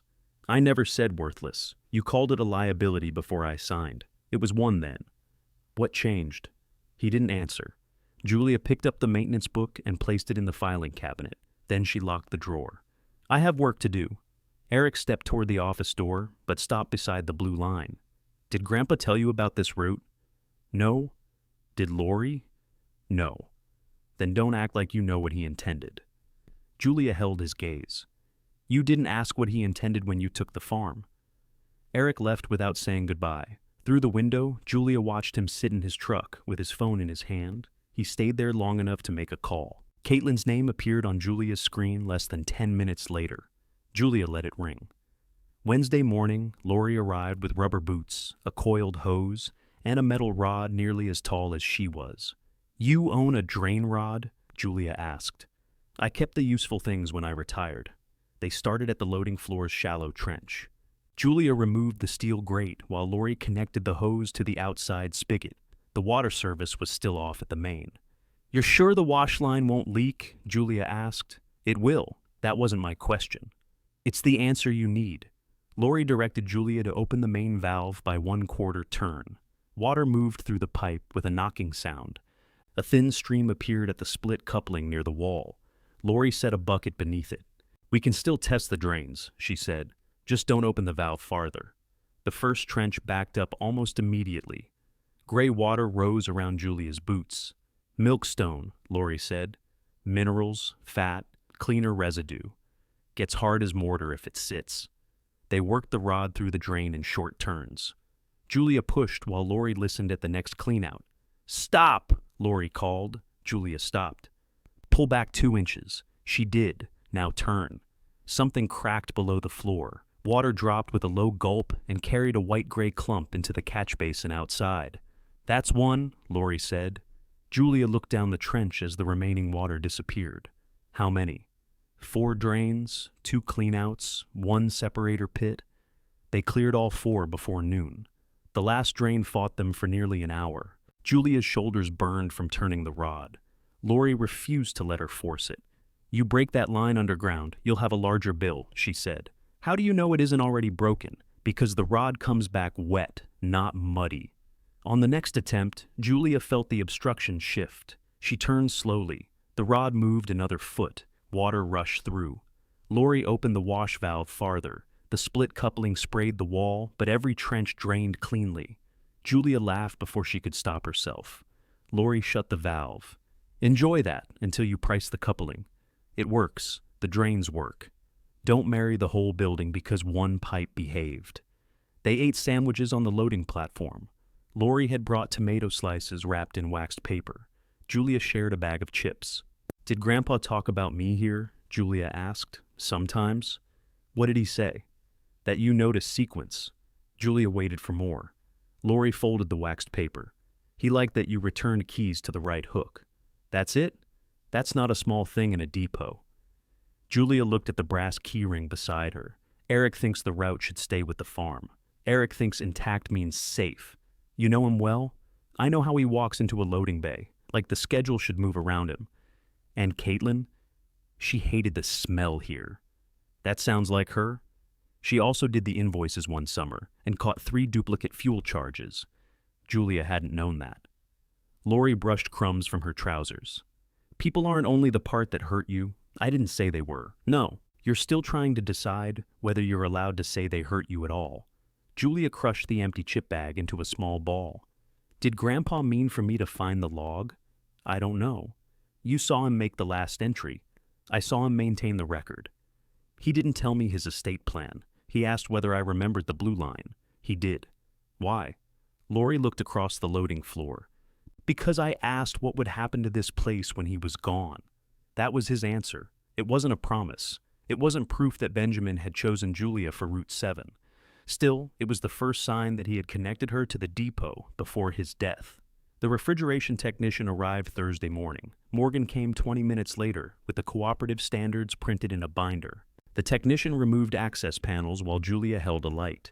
He checked oil, valves, pressure, wiring, and the separate schedule circuit. This relay should never have pulled in with the safety breaker isolated, he said. Can it be fixed? The relay can. That's not the expensive part. He showed her a cracked compressor seal and corrosion along a refrigerant line. The main cooling unit could be repaired. The smaller backup unit had failed beyond practical use. Do I need both? Julia asked. Morgan answered from the doorway. One working unit and a documented emergency plan. Could the emergency plan be another facility? If the cooperative approves the transfer procedure. The technician checked the temperature probes next. 2 read accurately. A third failed his test. Your grandfather's cycling probably saved the compressor bearings, he said. If this had sat untouched, I'd tell you to replace the whole system. That was the useful result. Benjamin's monthly tests hadn't only preserved a digital record. They had kept the main equipment from seizing. The technician wrote an estimate in his truck. When he handed it to Julia, the total was more than she'd earned during several months at the warehouse. This gets the cooling system ready for a sanitation inspection, he said. It doesn't cover the wash line, bay seals, electrical correction, or controller certification. Julia read the number twice. How long would the work take? If I order parts today, 6 business days. Morgan opened her binder on the office desk. Together, they made a second list. Repair cooling unit, replace damaged coupling, install new bay seals, calibrate temperature probes, clean and sanitize transfer surfaces, document holding temperature, complete controller audit, run 1 certified collection. What about the backup unit? Julia asked. Not required if the emergency transfer plan is approved, Morgan said. And after all this, the cooperative could still deny succession. Yes, even if the route is in your ledger. The ledger gives you the right to apply. The audit determines whether Route 7 can operate. Julia set the technician's estimate beside the checklist. Do cooperative members even need it? Morgan didn't answer quickly. Several farms east of here are hauling farther than they used to, she said. A working collection point would help them. Would they use this one? If it passed, and if the terms made sense. Would the cooperative pay? Not before authentication. You won't even estimate? I won't use money to push you into repairing a building you may not be able to afford. Morgan's restraint made Julia believe the need was real. It also left her alone with the risk. The technician packed his tools and left. Morgan followed after reminding Julia that the repair schedule had to leave time for testing before day 60. That afternoon, Julia called contractors for the wash, coupling, seals, sanitation work, and electrical correction. She wrote each estimate beneath the first. By evening, the likely total stood at $31,000. Julia had savings, but not enough to spend that amount without changing the shape of her life. She could cover it by emptying most of the account, selling her car for a cheaper one, and using the small credit line her bank had offered months earlier. Nothing guaranteed she would get any of it back. Her phone rang while she was adding the figures again. Caitlin didn't wait for a greeting. Eric says there may be a cooperative route attached to the depot. There may be. And you didn't think to tell me? I learned 2 days ago. We need to talk before you put money into that building. Julia looked at the estimate spread across Benjamin's desk. Why do we need to talk? Because if the depot has operating value, selling the farm and depot together changes everything. Julia closed her eyes. Caitlin continued before she could answer. Don't sign a repair contract. Eric and I are coming tomorrow. Julia didn't agree to wait. I'll listen, she said. That's all. Then wait until we get there. Caitlin ended the call. Julia sat behind Benjamin's desk with the phone in her hand. The repair estimate lay beside the maintenance log. On the other side of the desk sat the utility folder she had taken from the farmhouse without asking. She called the refrigeration company. "I want the parts ordered," she said. The service manager reminded her that the deposit would be non-refundable once the order went through. "I understand. You have a sanitation deadline?" "Yes. I'll send the contract." The email arrived before Eric and Caitlin had time to leave home. Julia read every page, signed it, and authorized the deposit from savings. The confirmation screen stayed open longer than necessary. She had never spent that much money in one motion. Her hands felt cold, though the office was warm. The next morning, Eric parked near the loading bay. Caitlin pulled in behind him. They arrived separately, which told Julia they hadn't agreed on what they wanted from her. Caitlin entered carrying coffee for all three. "I remembered yours," she said, handing Julia a cup. It had cream and 1 sugar. Exactly right. "Thank you." Eric declined his. He walked through the loading room, looked at the cleared drains, and pressed one hand against the new temporary window. "You've done a lot," Caitlin said. "Lori helped." "Lori Freeman?" "Yes." Caitlin looked toward Eric. The name carried weight with both of them. Lori wasn't someone Julia had hired to confirm a hopeful story. She had known the depot when it worked. Eric returned to the office. "What did you sign?" "A refrigeration repair." "You told her you'd wait," he said. "I told her I'd listen." Caitlin placed the remaining coffee on the desk. "Then listen. There's interest in buying the farm. Not a signed offer yet, but serious interest." "I thought Eric wanted the lease." "He does," Eric said. "The lease is still the better option." Caitlin ignored him. "If the depot has a route attached, the buyer could pay more for both parcels together. The route isn't certified. We know that. Then you don't have anything to include in a sale. We could make the sale conditional on certification." Julia looked at Eric. "And how does that help your lease?" "It doesn't," he said, "which is why selling isn't the answer." Caitlin tightened her mouth. "We're discussing options." "No," Julia said. "You're discussing 2 different ways to control this property." Caitlin pulled out the chair opposite the desk. "Nobody is trying to control you. You told me not to sign a contract because you're about to spend $31,000 on a building that may never earn anything." Julia watched her reaction. "Eric told you the total?" "He said it would be around that." "I told him commercial refrigeration is expensive," Eric said. "I didn't know the number." Caitlin looked from one to the other. "That doesn't matter." "It matters to me," Julia said. She hadn't told either of them the estimates. Eric had guessed close enough to make Caitlin believe he knew more than he did. The old pattern was still working, even when nobody had the facts. Caitlin tried again. "Sell the properties together. We divide the added value fairly." "What's fairly?" "We'd have appraisals. The depot deed is mine, and the farm deed is ours. That's why combining them could help everybody." Eric shook his head. "You're talking like there's already a route. Morgan hasn't approved anything." Caitlin turned on him. "You're the one who called me. I called because Julia was dealing with the cooperative without telling us. Why should she tell you?" The question surprised Julia more than it surprised Eric. He looked at Caitlin. "Because any collection agreement could affect the farm. That doesn't make it yours. It makes it relevant." Caitlin stood and walked to the office window. For a moment, she studied the pecan trees instead of either sibling. "I don't want another shared property problem," she said. "I want a clean sale. I want the estate finished. I don't want 3 years of Eric saying we should wait and you saying you need more time to fix something." Julia set down her coffee. "Then sell your share of the farm to Eric. He can't afford it." Eric's face hardened. "That's not the discussion." "It's exactly the discussion," Caitlin said. "You want control without paying me out, and you want cash before the ink dries." Julia listened as their real argument took over. Neither had come because they thought she was making a dangerous investment. Eric feared losing a useful route from his farm lease. Caitlin feared the depot would make the whole estate feel unfinished again. Their concern for Julia was present, but it lived beneath their own needs, where it had always lived. She had spent years trying to earn a better place in those needs. If she stayed agreeable, Eric trusted her with errands. If she stayed available, Caitlin included her in decisions after the difficult parts were settled. Julia had mistaken being useful to them for being secure with them. "I'm not selling the depot," she said. Caitlin turned from the window. "You don't have to decide today. I decided when I signed the repair contract." Eric leaned against the doorframe. "Then understand something. The farm won't cover your costs. I didn't ask it to. And if certification fails, we aren't buying the building back. I didn't ask that either. Caitlin's voice softened. What happens if you lose your savings? Julia wanted to say she wouldn't. The answer would have been a lie. I'll have less savings. That's not funny. I'm not joking. You've always been careful with money. Yes. And now you're risking it because Grandpa left you a broken building. Julia looked at the black maintenance book. No. I'm risking it because I accepted responsibility for the building. That sounds like the same thing. It isn't. Eric pushed away from the frame.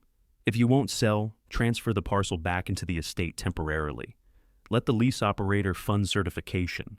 If the route works, we structure a separate payment to you. Who controls it during that time? The estate. You and Caitlin. All three of us. 2 votes to 1. Eric didn't deny it. Julia stood. No transfer, no combined sale, no farm lease over this parcel. Caitlin looked down at the coffee she had brought. You're making this personal. It was personal when you decided the depot made sense for me, because I'm good with old things.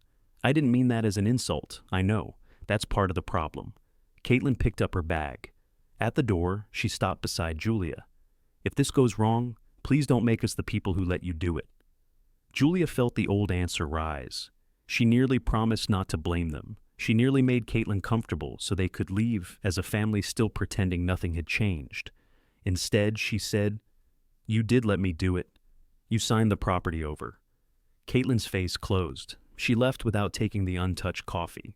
Eric stayed another moment. Grandpa kept the farm and depot connected for a reason. Then why did he write a will that allowed them to be divided? He expected us to use judgment. So did I. Eric went out after Caitlin. Julia watched their vehicles leave in opposite directions. The conversation cost more than the refrigeration deposit. She could feel the space it left. There would be no family dinner that week, no group message asking what she wanted from the farmhouse, no easy call if her car failed or she needed help moving equipment. Those things had never been reliable, but she had relied on the possibility of them. Morgan arrived that afternoon with an emergency transfer map. I passed Eric's truck on Martling Road, she said. Caitlin was here too. Do they want the route? They want the decision. Morgan set the map on the desk. It showed the farms once served by Route 7 and the nearest active collection points. Several old stops were crossed out. Others had been shifted to longer routes. This is current? Julia asked. As of last month, 3 member farms east of Albertville were hauling milk well beyond the old depot. One sent a driver south before dawn, then back north to the cooperative's main haul point. Another depended on a collection slot that changed twice a week. What does the extra distance cost? Julia asked. Fuel, driver time, and cooling margin. Mostly it costs predictability. Would reopening here fix it? If this depot can hold temperature and run on schedule, it shortens all 3 hauls. Julia traced the roads with her finger. Route 7 wasn't a label preserved for sentimental reasons. It filled a gap still visible on Morgan's map. Why hasn't the cooperative opened another point? She asked.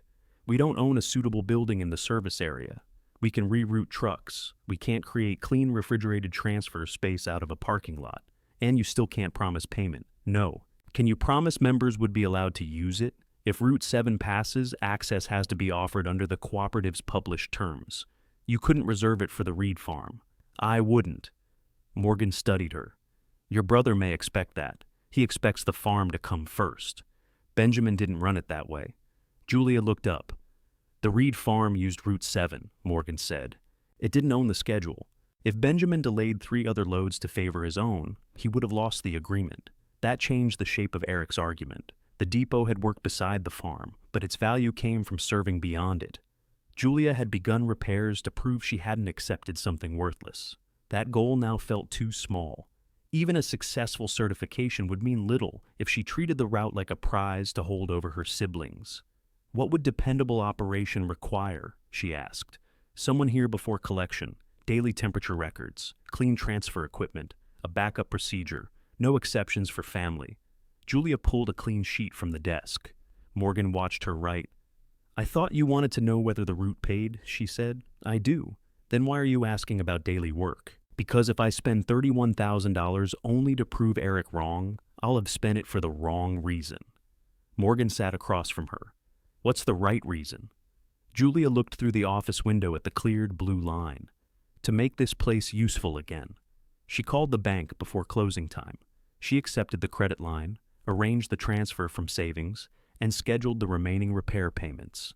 Then she listed her car for sale and asked the warehouse manager for every early shift she could work without missing the depot contractors.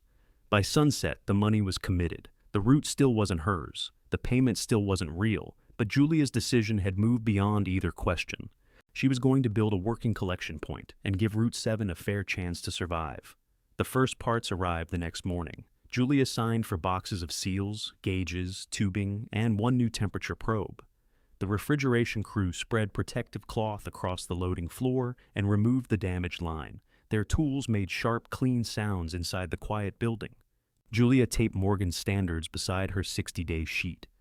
Under them, she added a work schedule: cooling repair, wash system, bay seals, sanitation, dry cycle, independent audit, certified collection. She left no space for family meetings. Her warehouse manager gave her early shifts 3 days a week. Julia began work before sunrise, finished before noon, and drove straight to Martling Road. On the other days, she slept in the caretaker apartment, so contractors could arrive early. The apartment changed by inches. She scrubbed the kitchen cabinets and removed the swollen shelf beneath the sink. She replaced the bathroom light. Lori brought 2 curtains she'd kept in a linen closet and said they were only temporary.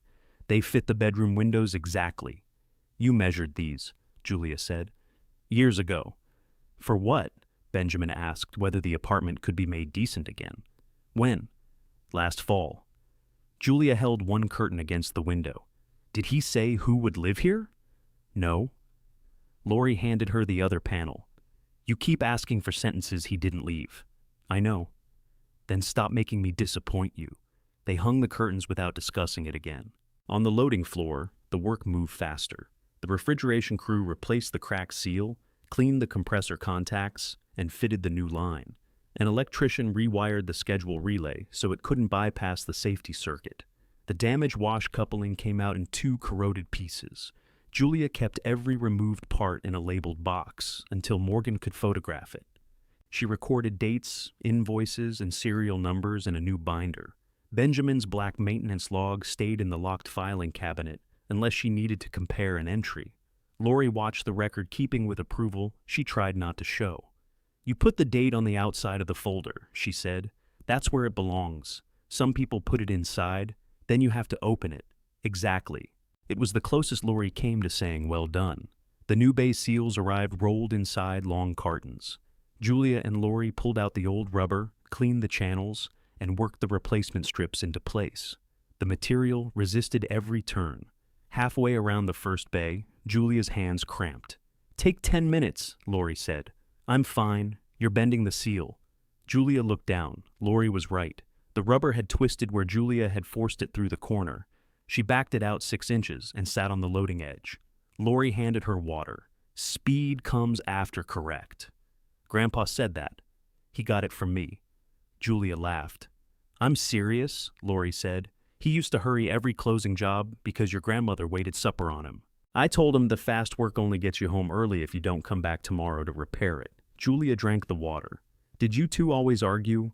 "Only when he was wrong." They finished both bays before dark. The next day, Morgan brought current cleaning procedures and a stack of blank temperature sheets. She made Julia walk through the sanitation sequence without turning on the equipment. "Well, where do you start?" Morgan asked. "Receiving connection?" "Wrong." Julia looked at the diagram. The water source. Before that. The main valve. Before that. Julia glanced toward the office. Morgan waited. "Verify the previous cycle closed," Julia said. "Good. If the system thinks it's in transfer mode, you don't introduce wash water." They worked through the sequence 4 times. Morgan changed one condition each time. A failed probe, a late truck, a blocked drain, a power interruption during cooling. Julia answered most correctly. When she didn't, Morgan made her start from the beginning. "You're not testing whether I can memorize this," Julia said. "I'm testing whether you know what changes when something goes wrong. Will the auditor do the same thing? The auditor will test the equipment. I'm testing the person who intends to operate it." By late afternoon, Julia could close the schedule circuit, isolate the transfer pump, and begin a wash cycle without referring to the diagram. Morgan leaned against the office door. Who's your backup operator? I don't have one. You need a name backup for the emergency plan. Can it be Lori? It can be anyone qualified and willing. Lori was scraping old adhesive from the far bay. I heard that. You know the system, Julia said. I knew the old system. You've been here for every repair. That doesn't make me available at 4 in the morning. Julia went to the loading floor. What would make you available? Lori kept scraping.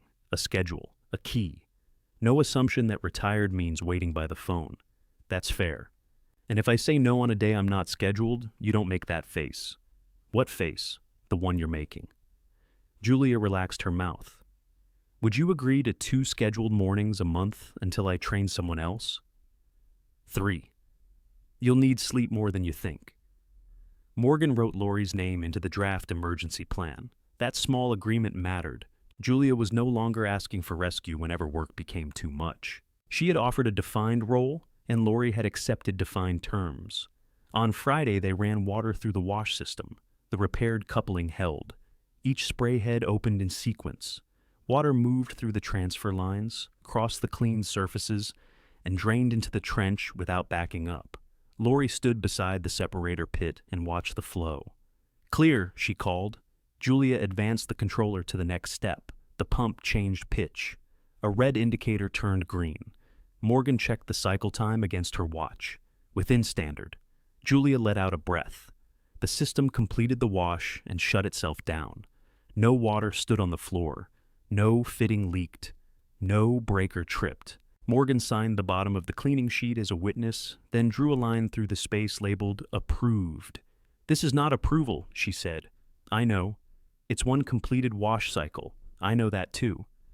Morgan gave her the page. Julia placed it in the binder anyway. The sanitation inspection took place the following Monday. A county inspector checked the water source, drains, transfer surfaces, pest barriers, and cleaning records. Julia answered questions while Lori remained in the office. The inspector found residue behind one pipe bracket. Julia cleaned it while he finished the rest of his walk.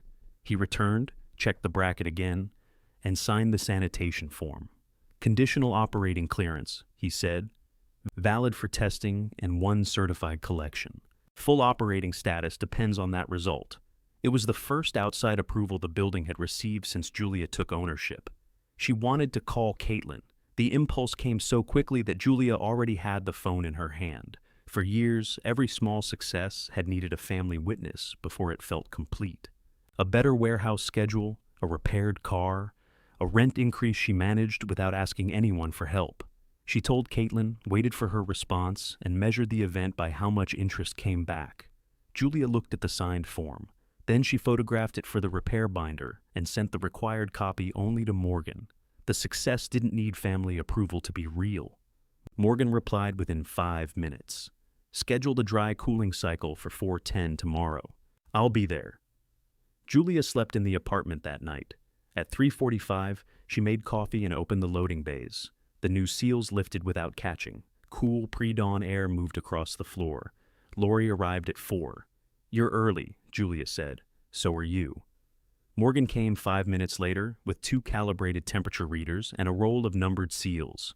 At 4:08, Julia stood before the controller. Schedule circuit ready, she said. Morgan checked the panel. Ready? Transfer pump isolated? Confirmed. Cooling safety active? Confirmed. Julia entered the test command. At 4:10, the controller clicked. Route 7 appeared on the screen. This time, the compressor started through the correct safety circuit. Air moved across the cooling coils. The first temperature probe reported high, then began falling. Morgan placed her own readers beside Julia's probes. Don't watch the controller, she said. Watch the room. Julia checked the line connections, listened to the compressor, and ran one hand near each seal without touching it. No cold air escaped around the bays. After 20 minutes, the new probe matched Morgan's reader. After 40, the loading room reached holding standard. The temperature stayed there. Morgan introduced a simulated failure by disconnecting the third probe. An alarm sounded. Julia followed the procedure, isolated the failed reading, confirmed the 2 independent temperatures, and documented the time. Reset it, Morgan said. Julia did. The system recovered without losing standard. At the end of the dry cycle, the controller produced a complete sequence record. Morgan compared it with the cooperative clock and signed as a witness. This time, she didn't cross out the approval line. "Dry test passed," she said. Lori leaned against the clean bay door with both hands around her coffee cup. She smiled before remembering she preferred not to. Julia walked once across the loading floor. The lights shone on clean pipe, clear drains, and the blue line running unbroken to the platform.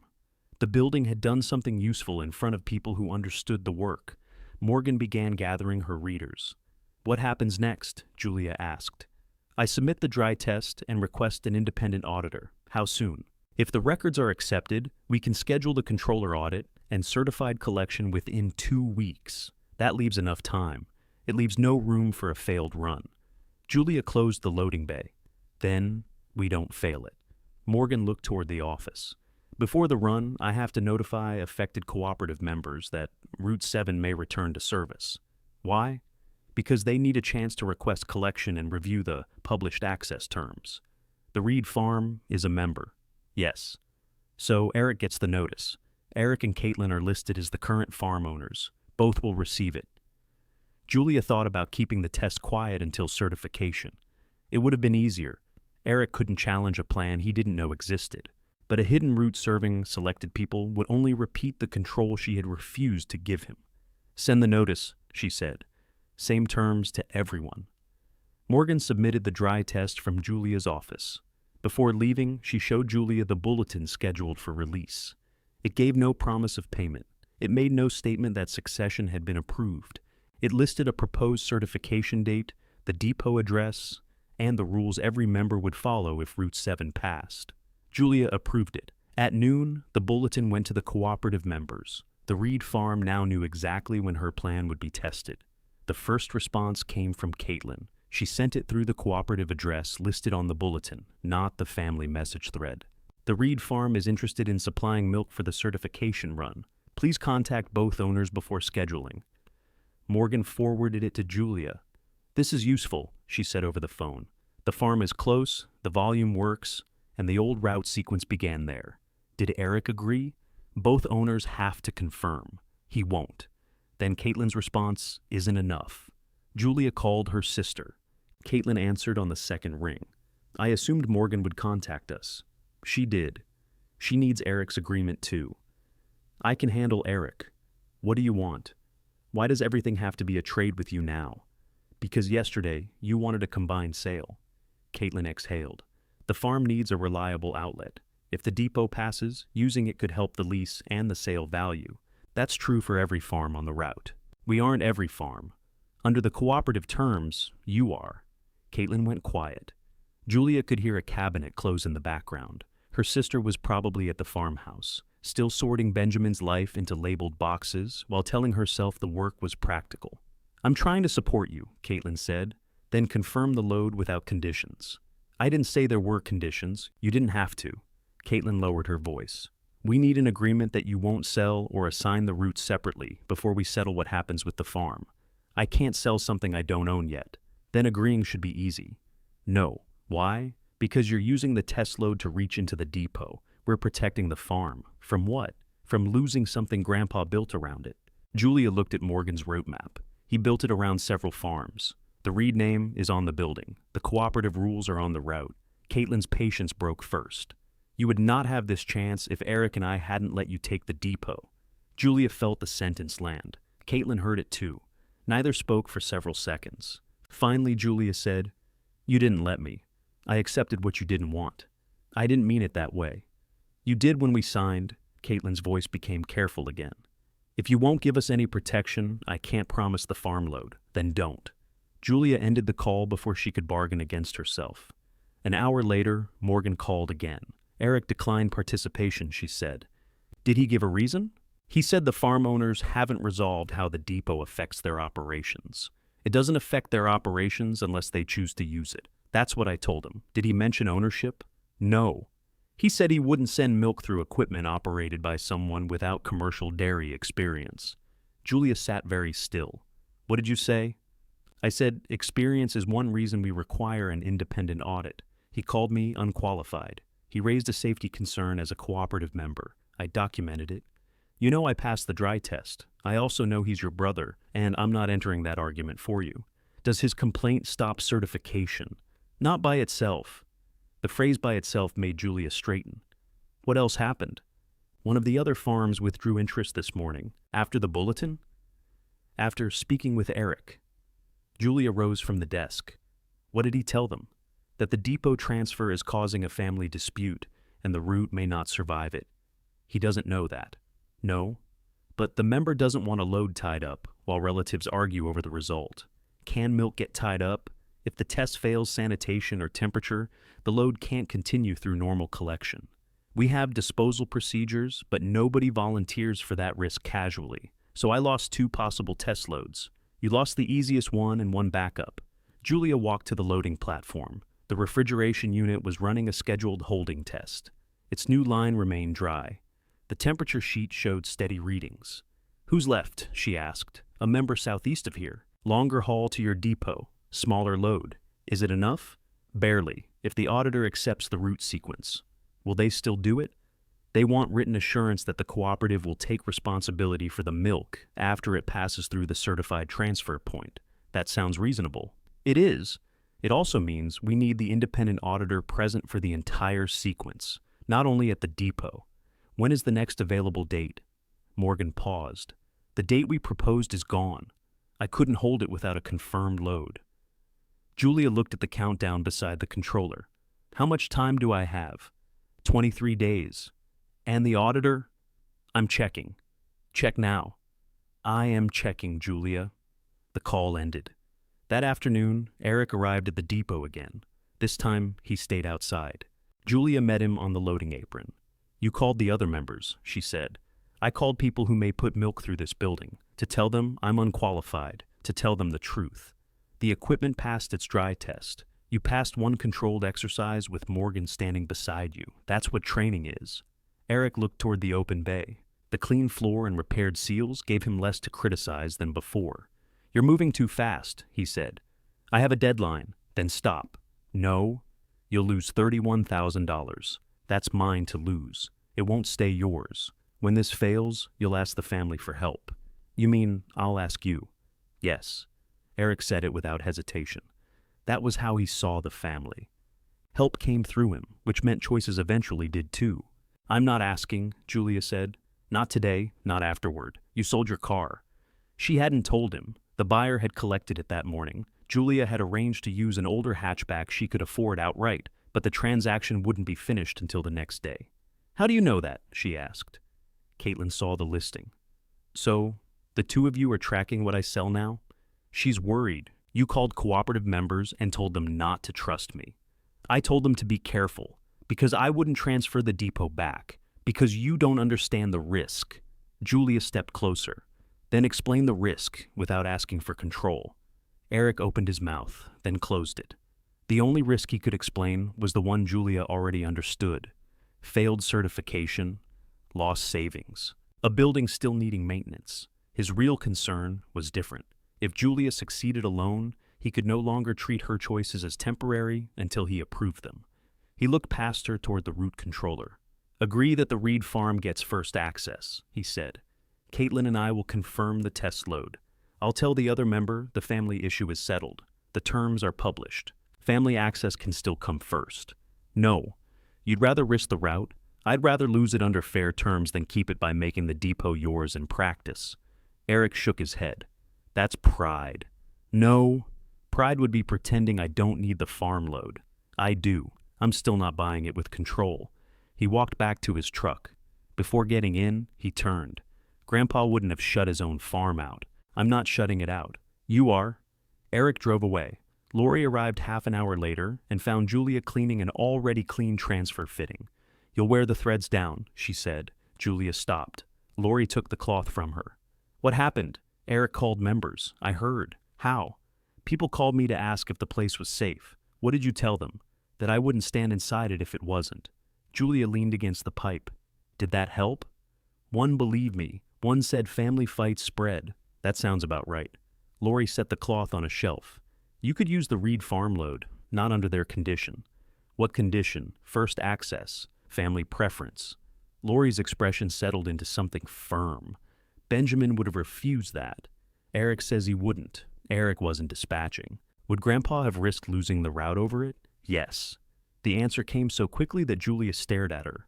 Lori continued. Once the Reed farm truck arrived 12 minutes late. Benjamin put it behind 2 other loads. What did Eric do? He was driving that morning. He shouted in this office until Benjamin handed him a cleaning brush. Julia pictured her 30-something brother as a young driver, angry because his grandfather wouldn't move the schedule around him. What happened? He cleaned the spill by Bay 2 and waited his turn. That was the first clear answer anyone had given Julia about how Benjamin understood family access. He hadn't excluded the farm. He had required it to stand in line. Morgan called just after 6. I have an auditor, she said, Todd Ortiz. He can do the controller review and live sequence on day 54. That leaves 6 days if something fails. Yes. Is that the only date? Yes. What about the Southeast member? They'll provide the load if we issue the written assurance. Do it. There are conditions for you, too. The cooperative takes custody only after Todd certifies temperature and transfer. Before that point, the depot bears responsibility for handling failure. What does that mean in plain English? If your cooling system, sanitation process, or controller fails, the member is protected. You cover the test costs and the loss procedure. Julia thought of the money remaining in her account. How much milk? Morgan told her the volume. It was enough to hurt badly if everything went wrong, though not enough to ruin her. You also need to operate the complete schedule without coaching, Morgan said. I'll be present for the cooperative. I can't prompt you. Lori, she can serve as backup, but Todd will note any intervention. Julia looked at Lori. Lori nodded once. I accept, Julia said. I'll send the certification agreement. When the email arrived, Julia read the failure terms twice. Then she signed. Her dry test approval had won her a real chance. Eric's calls had made that chance later, harder, and more expensive. The remaining load came from someone who owed her nothing. If she failed, the cost would belong to her alone. Julia printed the agreement and placed it in the repair binder. Then she wrote Todd's date on day 54 and circled it in black ink. The next morning, Julia noticed the controller's incorrect date in her first photograph. She enlarged the display. The time had been right at 4:10, but the month was wrong. So was the day. Every dry test record produced since then carried the same error. Julia went to the controller and opened the settings menu. A date field appeared behind an access code. Benjamin's maintenance book included several 4-digit numbers, any one of which might open it. Her finger hovered over the buttons. Then she stopped. Changing the controller before Todd examined it could look worse than leaving an obvious problem in place. Julia photographed the settings screen and called Morgan. Don't enter anything, Morgan said. I haven't. Good. Todd needs to see the clock is found. Can he reject the test records? He can reject anything he can't verify. That isn't an answer. It's the only one I have. The cooperative receiving log has actual dates for Benjamin's signals. Your new temperature sheets have actual dates and witness signatures. Todd decides whether those records are enough to establish continuity. And if they aren't, the certified run doesn't happen. Julia looked at the countdown. Can we replace the clock before the run? If he authorizes it. So we wait. We preserve the evidence, Morgan said. Waiting and preserving aren't the same thing. Julia printed the controller photographs and added them to the front of the binder. On a separate page, she wrote when she first noticed the wrong date and that she had made no change. Lori arrived after lunch with a box of clean towels. You look sick, she said. The controller calendar is wrong. The clock battery went bad. You knew? I knew Benjamin changed it once. When? Couple of years ago? Was the date wrong after that? I didn't check dates. Dispatch time was right. Julia showed her the photograph. Lori read it and frowned. Don't touch it. I didn't. Good.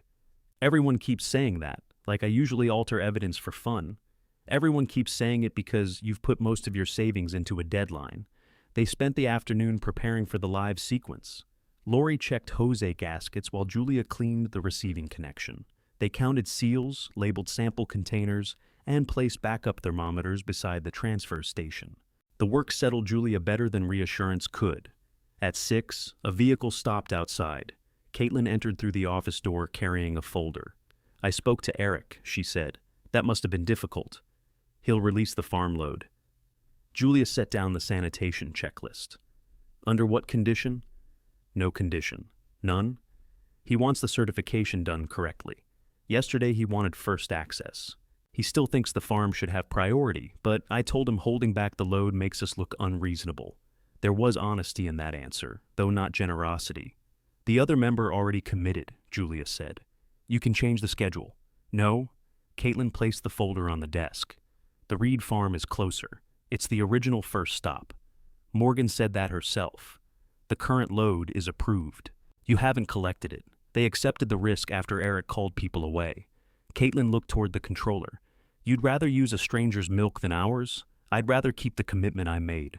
We're trying to help now, after the dry test passed. That's unfair. It's chronological. Caitlin opened the folder. Inside was a written confirmation signed by both farm owners, offering a load for certification under the published terms. Eric had signed without adding first access. For a moment, Julia considered it. The Reed farm was closer. Its collection sequence was already in the archived route pattern. Using it would remove several miles, reduce the timing risk, and give Todd a cleaner comparison with Benjamin's records. It would also leave the Southeast member after that operator had accepted the chance of a failed transfer. I won't replace the confirmed load, Julia said. Caitlin closed the folder. Then, what was the point of asking us? I didn't ask you. The cooperative notice invited every member. Do you hear yourself? Yes. You sound like Morgan. That isn't an insult. Caitlin sat in the office chair. Eric said you might refuse just to punish him. I'm not refusing the farm forever. You may not have a forever if this test fails. Then changing loads now would be an even worse thing to do. Caitlin rubbed her forehead. I don't understand what you want from us. The question had once been all Julia wanted them to ask.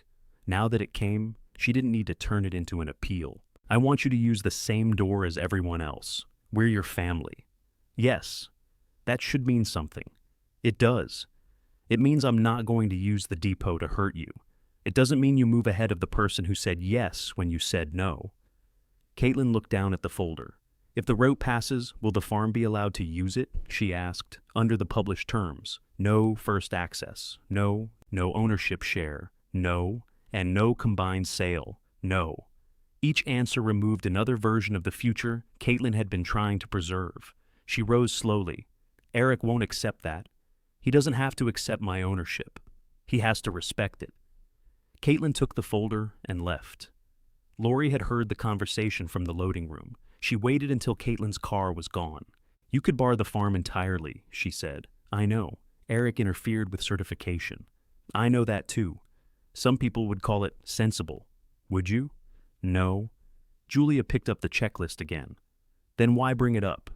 Because you need to know the difference between a boundary and a weapon. Julia looked toward the road where Caitlin had disappeared. The farm can use the route if it passes. Eric can't manage the depot. That's clear enough. It may end whatever relationship we have left. Lori folded one of the clean towels and set it on the shelf. It'll end the relationship where he decides what you're allowed to risk. That was most of it. Then there may be room for a different one later. Julia didn't answer. Later belonged to people who survived the next few days. Todd Ortiz arrived at 2:30 in the morning on day 54. He drove a plain gray truck and carried 2 locked instrument cases. His shirt had the name of his independent testing company above one pocket. He greeted Morgan, nodded to Lori, and asked Julia to show him where the records had been stored. Locked filing drawer, she said. Who has the key? I do. Anybody else? Not since I took ownership. Who had access before? My grandfather. My brother entered the building at least once during the previous year. Lori knew where the log was stored. Todd looked at Lori. Did you remove or alter it? No. Did you witness any tests? Yes, including the last one. He wrote down her answer without asking for a story. Julia unlocked the drawer. Todd photographed the maintenance book, where it lay before touching it. He wore clean gloves and examined the pages under a portable light. He compared Benjamin's monthly entries with a certified copy of the cooperative's receiving log. Each controller signal had a corresponding acknowledgement. Then he reached the latest records and stopped. Controller date is wrong, he said. Julia handed him the statement she had prepared. When did you discover that? Yesterday morning. You entered the settings menu. Yes. I didn't enter an access code or change anything. How do you expect me to know that? I don't. I photographed the screen and called Morgan. Morgan produced her call log. The time matched the photograph metadata. Todd examined the controller's internal event record. The settings menu had opened once. No setting change appeared after it. He turned to Julia. Why didn't you correct the date? Because you hadn't seen it. Good. It was one word, delivered without warmth, but Julia felt her shoulders loosen. Todd connected his audit reader. He verified the controller serial against the cooperative equipment list and Benjamin's log. Then he opened the clock housing. The battery had weakened enough to lose the calendar during power interruption. A separate timing module had preserved the daily route sequence. That explains 4:10, Julia said. It explains how the schedule survived, Todd replied. It doesn't certify a route. He replaced the battery with a sealed audit unit and set the date using his synchronized clock. He marked the housing with a numbered seal. From now until the live run, nobody opens this panel. No one will. Todd inspected the temperature probes next.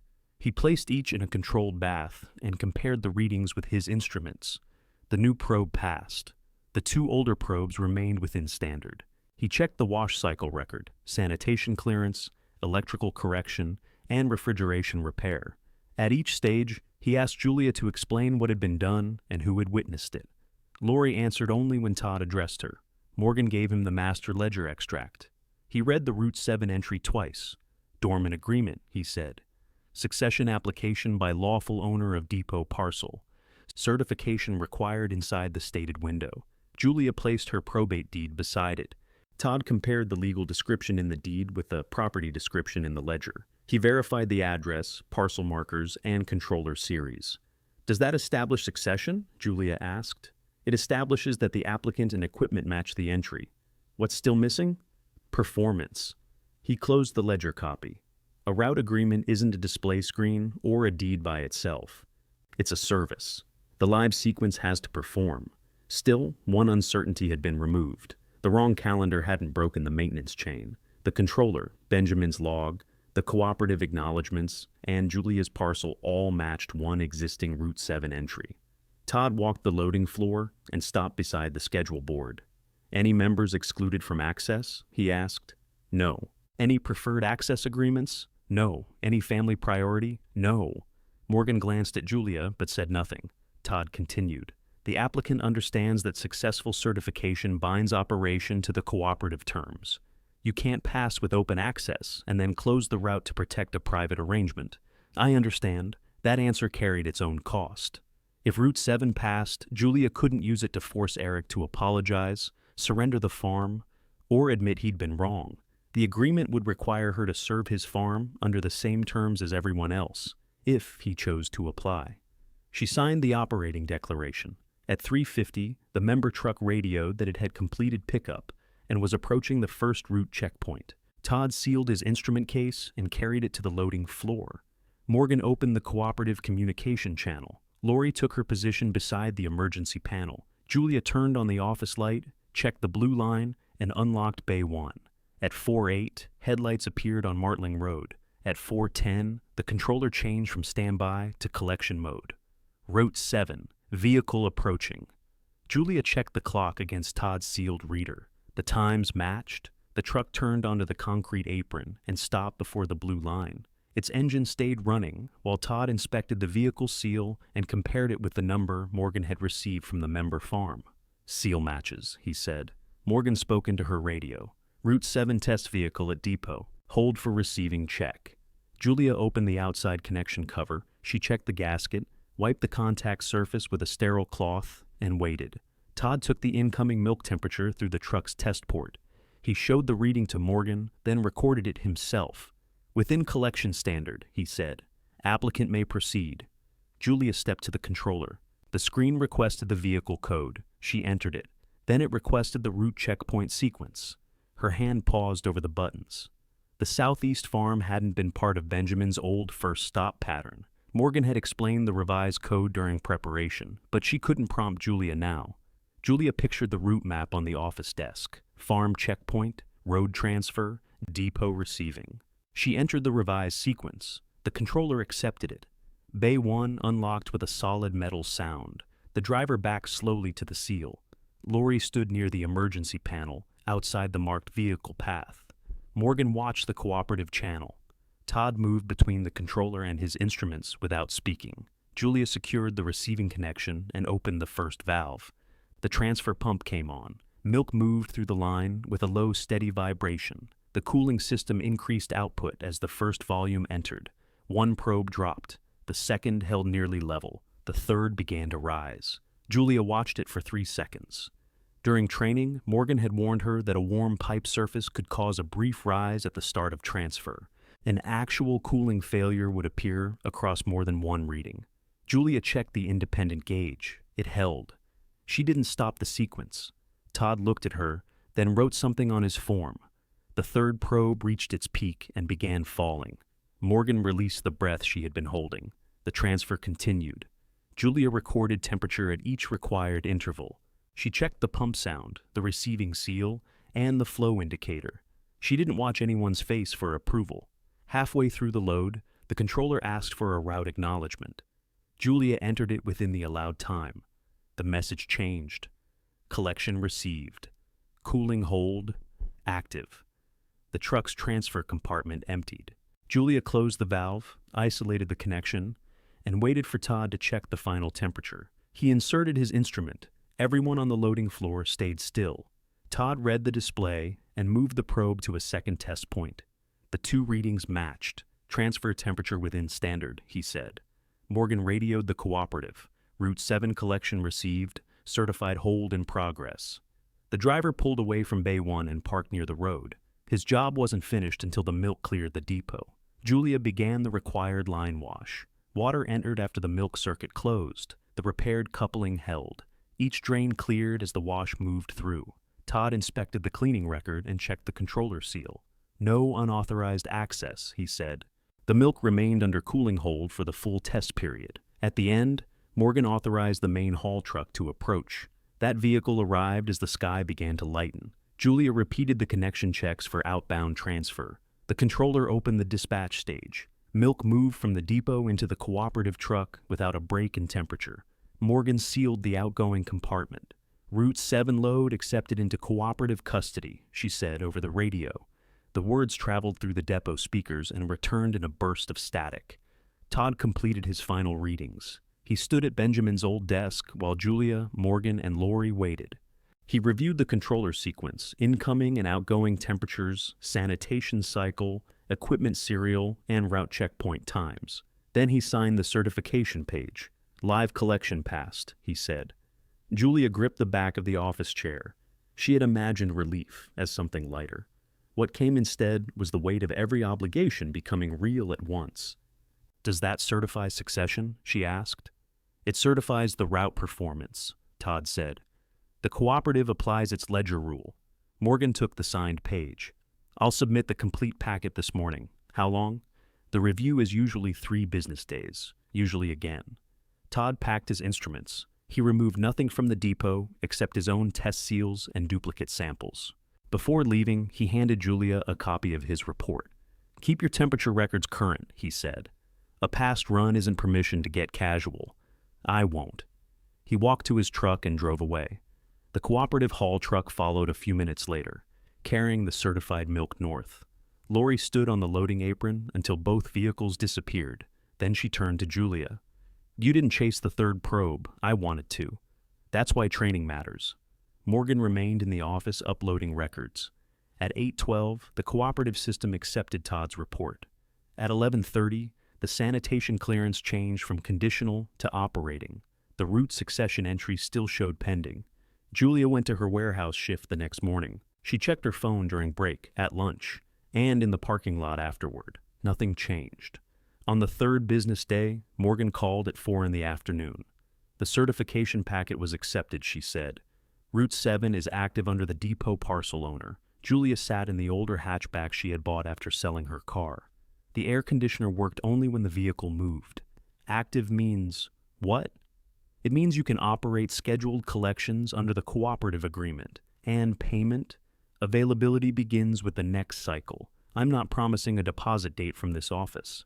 Julia smiled despite herself. Morgan had maintained the same answer all the way through. "What do I do now?" she asked. "Open tomorrow at 4. 2 members requested collection." Julia returned to the depot and prepared the loading floor. The next morning, she ran Route 7 without Todd, without a test label, and without anyone calling it a possibility. Morgan arrived with the first truck, but stayed outside the office. Lori came for her scheduled backup shift and made coffee in the apartment kitchen. The first member load cleared before sunrise. The second arrived 20 minutes later. By 7, both had transferred to the cooperative hall. Julia completed the wash cycle, closed the route, and entered the final temperatures. Then she went to the apartment and fell asleep on the folding cot with her boots still on. For the rest of that month, Route 7 operated on its published schedule. Some mornings carried 1 load, others carried 3. The Reed farm sent none. Julia paid the first repair bill and the credit line payment from her warehouse income. The depot account remained nearly empty except for operating deposits Julia transferred into it herself. She didn't ask Morgan when the availability money would arrive. On the first business morning of the next month, Julia checked the account before opening the office. A cooperative deposit had posted overnight, $3,600. The description read, "Route 7 Availability." Julia touched the screen to make sure she hadn't opened the wrong account. The rejected route still paid. It didn't erase the $31,000 she had spent. It didn't repair the apartment, replace the backup cooling unit, or free her from the early warehouse shifts. But it covered a dependable part of the depot's monthly operation, exactly as the ledger agreement required. She printed the deposit record and placed it in the binder behind Todd's certification. Morgan arrived at 5 with the collection manifest. Julia showed her the page. "You knew the amount?" Julia said. "I knew the agreement amount. You wouldn't tell me. I couldn't confirm it would be yours until you performed the route." Lori came in, carrying a jar of instant coffee. Julia placed the deposit record in front of her. Lori read it and nodded. "That'll keep the lights on," she said. Julia laughed. "That's all? What do you want? A parade?" "No?" "Good. We have a truck in 9 minutes." They opened Bay 1. Eric learned about the payment before noon. The cooperative sent monthly route statements to affected members. His statement listed Route 7 as active and identified the Reed Milk Depot as the collection holder. He called Morgan first, then he called Julia. "That agreement belonged to the farm," he said. Julia stood beside the office copier with the phone against her ear.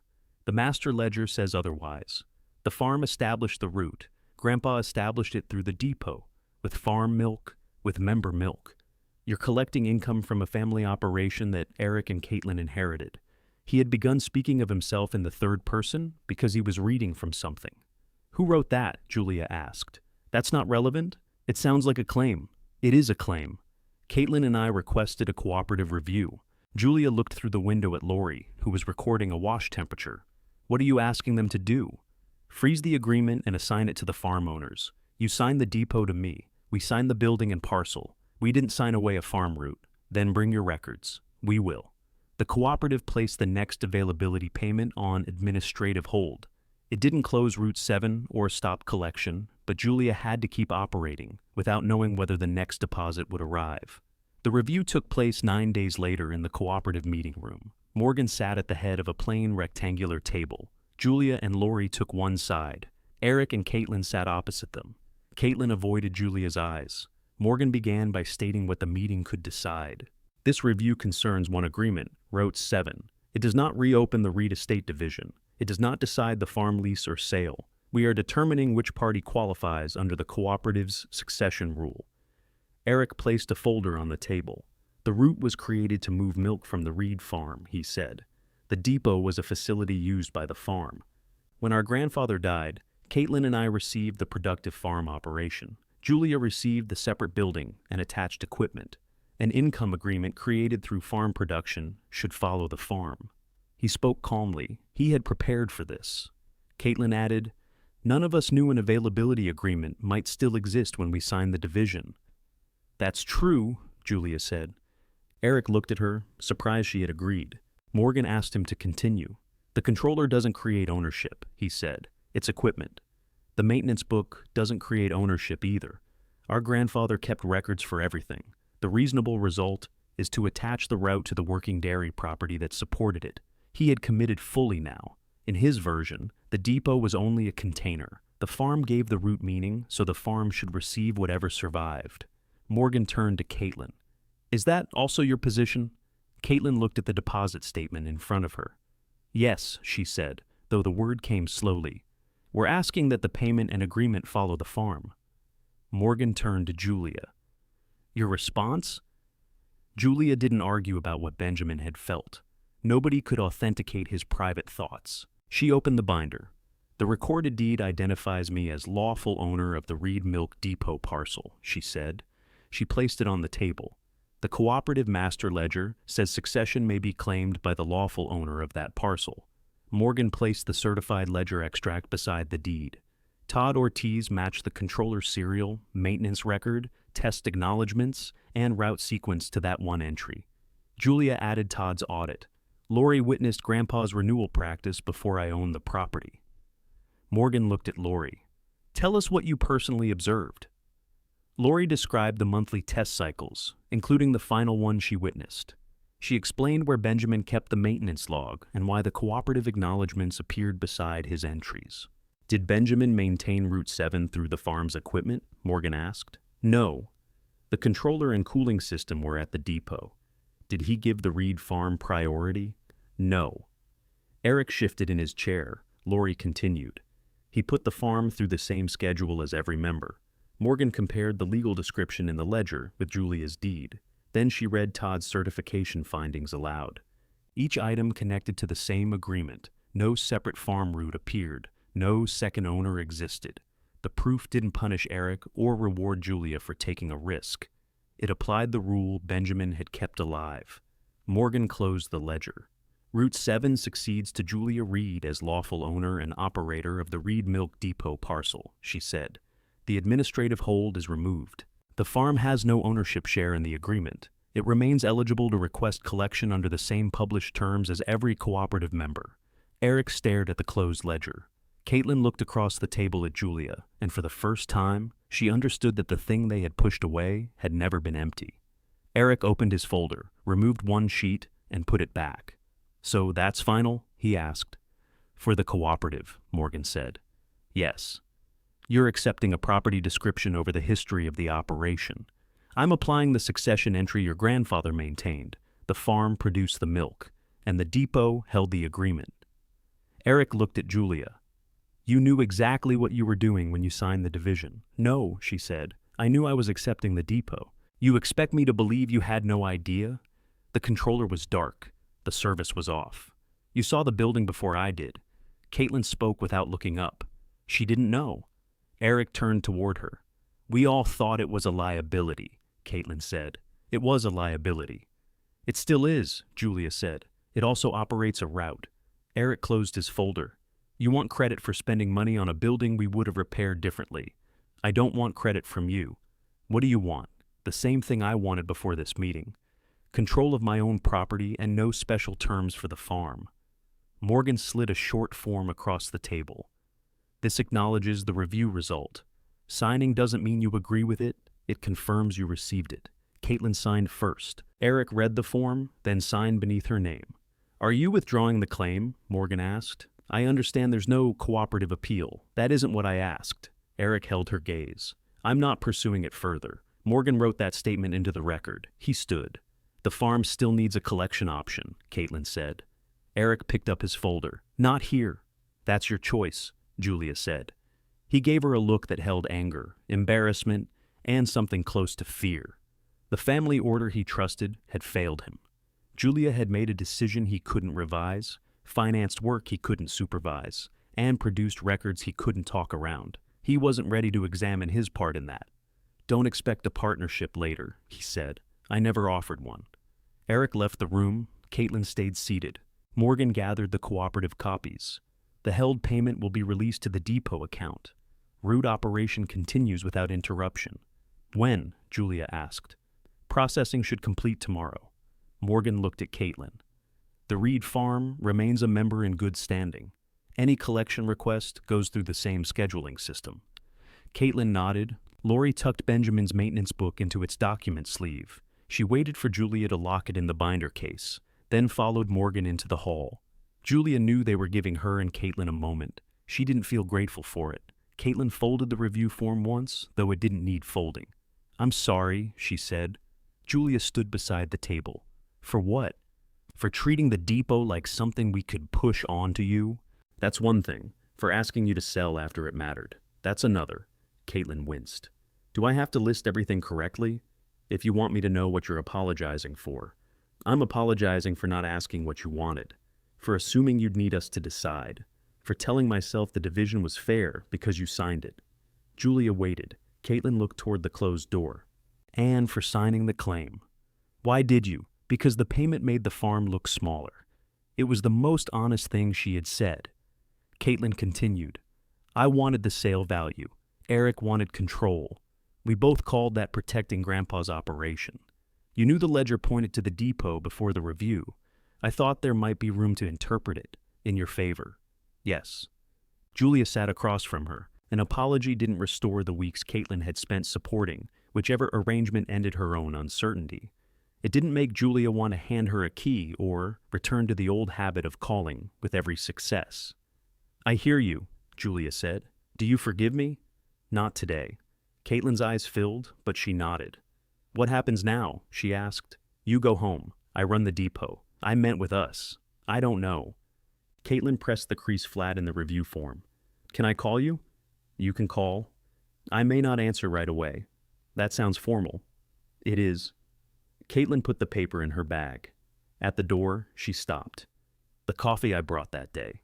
You didn't drink it? I forgot about it." "I didn't." Then she left.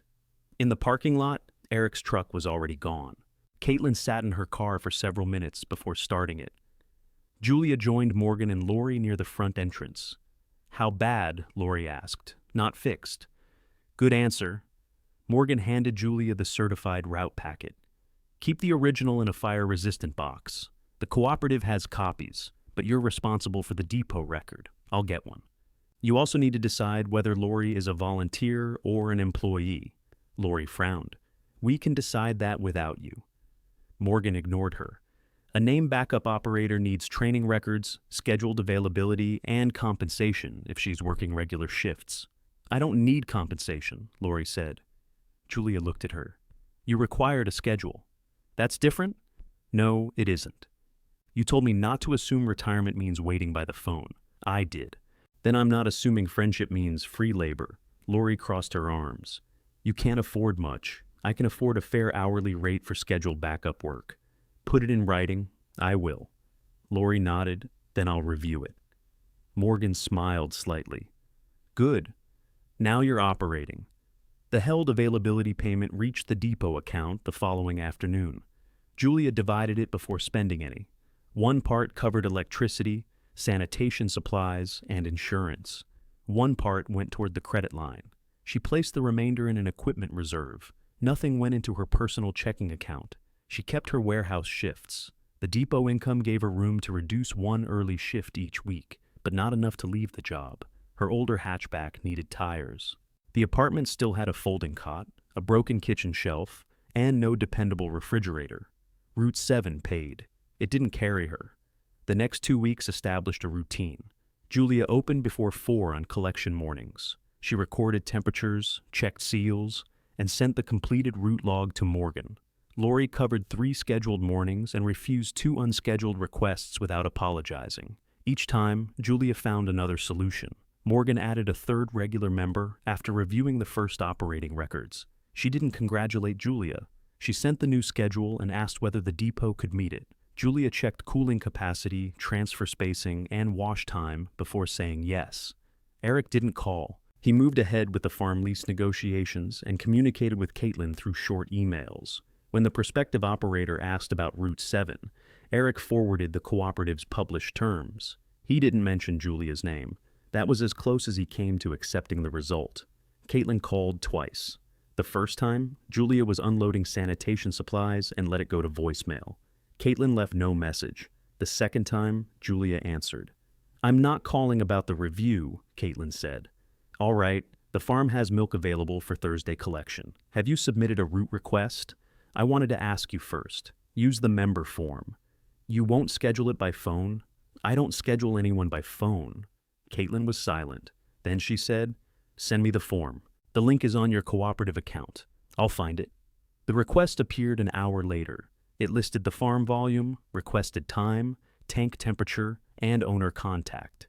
Caitlin had completed every field. She hadn't asked for first access. Julia placed the Reed farm after an earlier member whose load had already been confirmed. The night before collection, Caitlin sent one message. "We'll be there at 5:20. Julia replied with the bay assignment. At 5:12 the next morning, the first member truck was still transferring when the Reed farm vehicle arrived. Caitlin followed in her car and parked away from the loading path. She entered the office wearing boots and an old farm coat. "We're early," she said. 8 minutes. Do we wait outside?" "Park in the marked lane. I'll signal when Bay 2 is ready." Caitlin looked through the window. "Can I stay here?" "If you keep the blue line clear." She moved beside the desk. The first truck finished. Julia completed the connection wash, checked the bay, and entered the next route code. At 5:22, she signaled the Reed farm driver. Caitlin watched Julia inspect the seal and test the incoming temperature. She didn't interrupt.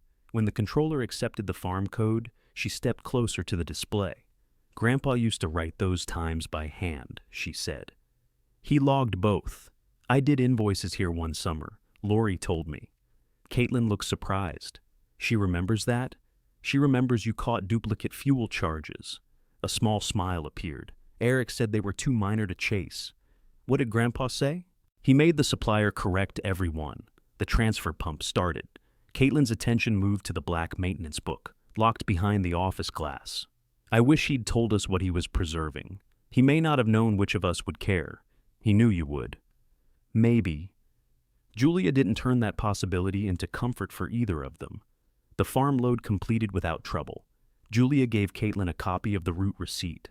"This is the same rate?" Caitlin asked. "Same published rate. And next week? Submit another request." Caitlin folded the receipt carefully. "I will." She had apologized in the cooperative room. This was the first thing she had done differently afterward. She had used the form, waited her turn, paid the same rate, and let Julia run the depot. It didn't restore trust. It gave trust somewhere practical to begin. Eric's name remained on the farm account, but he didn't come to the depot. He received the route statement and paid the collection charge without protest. He also received no partnership, no private access, and no key. That boundary stayed in place. After the trucks left, Julia closed the bays and began the wash cycle. Caitlin remained by the office door. "Do you need help?" she asked. "Not with the equipment." "What about the apartment?" Julia looked toward the narrow doorway at the back. The caretaker apartment still smelled faintly of fresh plumbing seal and old cupboards. She had slept there for weeks, without making it feel like more than a place to fall down between shifts. "What kind of help?" she asked. "Cleaning, paint, whatever you decide. Lori and I are making a list Saturday." Caitlin nodded. "If you want me there, send me the time." She left without asking again. Julia entered the final wash temperature, shut down the transfer pump, and opened the apartment door. For the first time, she began measuring the rooms for furniture she intended to keep. She wrote the measurements on the apartment wall because the old paint was coming off anyway. The bedroom would hold a full bed if she moved the doorstop. The kitchen had space for a narrow table. The front room needed outlets before it needed furniture. On Friday evening, Julia sent Caitlin one message. Saturday, 8 in the morning, wear old clothes. Caitlin arrived at 7:50 with paint rollers, drop cloths, and breakfast biscuits. She set everything beside the apartment door. "I didn't buy paint," she said. "I figured you'd want to choose it. That was different." In the past, Caitlin would have chosen a color, bought too much of it, and called the decision helpful. Julia opened the paper bag. "Lori will be here in 10 minutes. Does she know I'm coming?" "Yes. Is she all right with it?" She said, "You know how to catch bad invoices." Caitlin smiled. "That sounds like Lori." They ate at the kitchen table. Caitlin didn't mention the farm, the review, or forgiveness. Lori arrived carrying a pry bar and a toolbox. She inspected the apartment before assigning work. "Bedroom carpet comes out," she said. "Cabinet shelf gets replaced. Bathroom grout can be cleaned. Don't paint until you wash the walls." Caitlin picked up the pry bar. Which corner? The loose one. For 3 hours, they pulled stained carpet from the bedroom. The floor beneath was pine, scratched but solid. Julia removed staples. Caitlin rolled carpet into sections. Lori checked the baseboards for dampness. At noon, Caitlin found a dark patch beneath the window. Is that rot? Lori pressed it with a screwdriver. Old water stain. Wood's hard. Julia looked outside at the gutter she had tied up on her first day. A contractor had since repaired it properly. No active moisture, she said. Lori nodded. Then clean it and leave it visible until the next rain. Caitlin reached for the primer. Julia stopped her. We wait. All right. There was no argument. Rain came 4 days later. Julia sat on the bedroom floor during the hardest part and checked the wood every 20 minutes. It stayed dry. She sent Caitlin a photograph. Ready for primer, she wrote. Caitlin replied with a thumbs up and nothing else. The following Saturday, she returned and painted only after Julia opened the can. That became their new pattern. Caitlin offered. Julia decided. Sometimes Julia said no. Caitlin learned not to ask again in a softer voice. They didn't talk about every old hurt. When Caitlin began explaining why she'd wanted the farm sale, Julia told her, I know your reason. Knowing it doesn't change what you did. Caitlin set down her paintbrush. I understand. Then she painted the window trim without asking Julia to comfort her. Lori accepted the backup operator agreement after changing 3 sentences. She wanted a minimum notice period, a limit on monthly shifts, and the right to refuse extra work. Julia accepted all 3. On Lori's first paid morning, she arrived with a timesheet. You made your own? Julia asked. Yours had too much blank space. It was a standard form. It invited nonsense. She worked the full route, recorded her time, and left when the shift ended. Julia didn't ask her to stay for the wash because it wasn't on the schedule. The next morning, Lori came back with tomato sandwiches and helped clean the office without recording an hour. What's this? Julia asked. Lunch. You said friendship didn't mean free labor. I'm not operating equipment. I'm telling you where Benjamin kept the good window scraper. She found it behind the office radiator. Morgan kept the same boundaries. She approved new collection requests when the depot record supported them. She rejected one when the cooling intervals were too tight. We could fit it if the first truck arrives early, Julia said. Does the first member guarantee early arrival? No. Then it doesn't fit. Julia revised the schedule. By the 3rd month, Route 7 had a dependable group of users. The availability payment arrived in the same amount each cycle. Julia used it for operating costs, debt, and equipment reserve. Collection fees covered supplies and part of her scheduled labor. She reduced another warehouse shift, but didn't quit. The depot still had slow weeks, and the backup cooling plan depended on another facility. She wanted 6 months of records before changing anything else. The $31,000 cost remained visible in her bank statements. The credit line balance fell gradually. Her older hatchback received 4 new tires, one at a time. The apartment gained a second-hand bed, a repaired kitchen cabinet, and a refrigerator that hummed louder than the depot compressor. Julia kept it because it stayed cold. She moved Benjamin's work jacket from the office chair to a hook beside the apartment door. The peppermint wrapper remained in one pocket. She put the carriage bolts in a labeled drawer near the loading floor. The office reopened with 2 desks, working lights, a bulletin board, and a coffee pot. Drivers used the second desk to sign route sheets. Dairy operators stopped in to confirm schedules or wait through transfer. Nobody called the building abandoned anymore. Caitlin brought Julia a copy in a plain black frame. I thought you might want it in the office, she said. Julia read the line, then looked at Caitlin. Everyone? It's a headline. You wrote to the paper. I answered questions. You could have warned me. I should have. Caitlin started to take the frame back. Julia stopped her. Leave it. She hung it near the route map, not behind her desk. Eric saw it the next time the farm used the depot. He read the headline without comment. He had not apologized. He still believed the properties would have produced more money together. He also stopped calling Julia's ownership temporary. The real test came during a warm week when the farm's regular haul truck developed a cooling problem. Eric called Julia at 3:30 in the morning. We need a late collection slot, he said. Submit an emergency request. I'm telling you now, I need the tank temperature and estimated arrival. The driver has those. Then the driver can enter them. We don't have time for a form. It takes 2 minutes. Julia, we could lose the load. She was already in the office preparing the first scheduled collection. She checked the route board. A safe opening existed after the second member if Morgan approved the emergency sequence. I'm not refusing the load, she said. I'm requiring the information. You know the farm. I know the equipment here. I don't know the condition of your milk until you report it. Eric went quiet. Months earlier, Julia would have heard his silence as a command to give in. Now, it was only silence. The driver will submit it, he said. The request arrived 3 minutes later. Julia forwarded it to Morgan with the revised route sequence. Morgan approved the emergency collection under the published terms. The Reed farm truck waited behind 2 scheduled loads. Eric came with it. He stayed in the office while Julia tested the incoming temperature. The milk remained inside standard, though close to the limit. Julia accepted the load, cooled it, and transferred it safely to the cooperative hall. Afterward, Eric stood beside the blue line with the route receipt in his hand. You could have moved us ahead, he said. No. The first truck had plenty of cooling margin. It had a confirmed time. He folded the receipt. Grandpa would have made me wait too. Yes. That was the nearest Eric came to accountability. He looked toward the apartment where warm light showed through the clean curtains. You live here full time now? Most nights. He nodded once. The gutter repair looks good. Then he left. Julia didn't follow him outside. She didn't turn the comment into an invitation or the emergency collection into proof that everything was repaired between them. The farm had used the route. The route had served it fairly. That was enough for that morning. Caitlin continued booking the farm's loads. Sometimes she stayed for coffee. Sometimes she left with the driver. She never used the office key because Julia never gave her one. At the end of summer, the farm lease was signed. Eric kept the property intact, and Caitlin received regular income without forcing a sale. Neither outcome depended on owning the depot.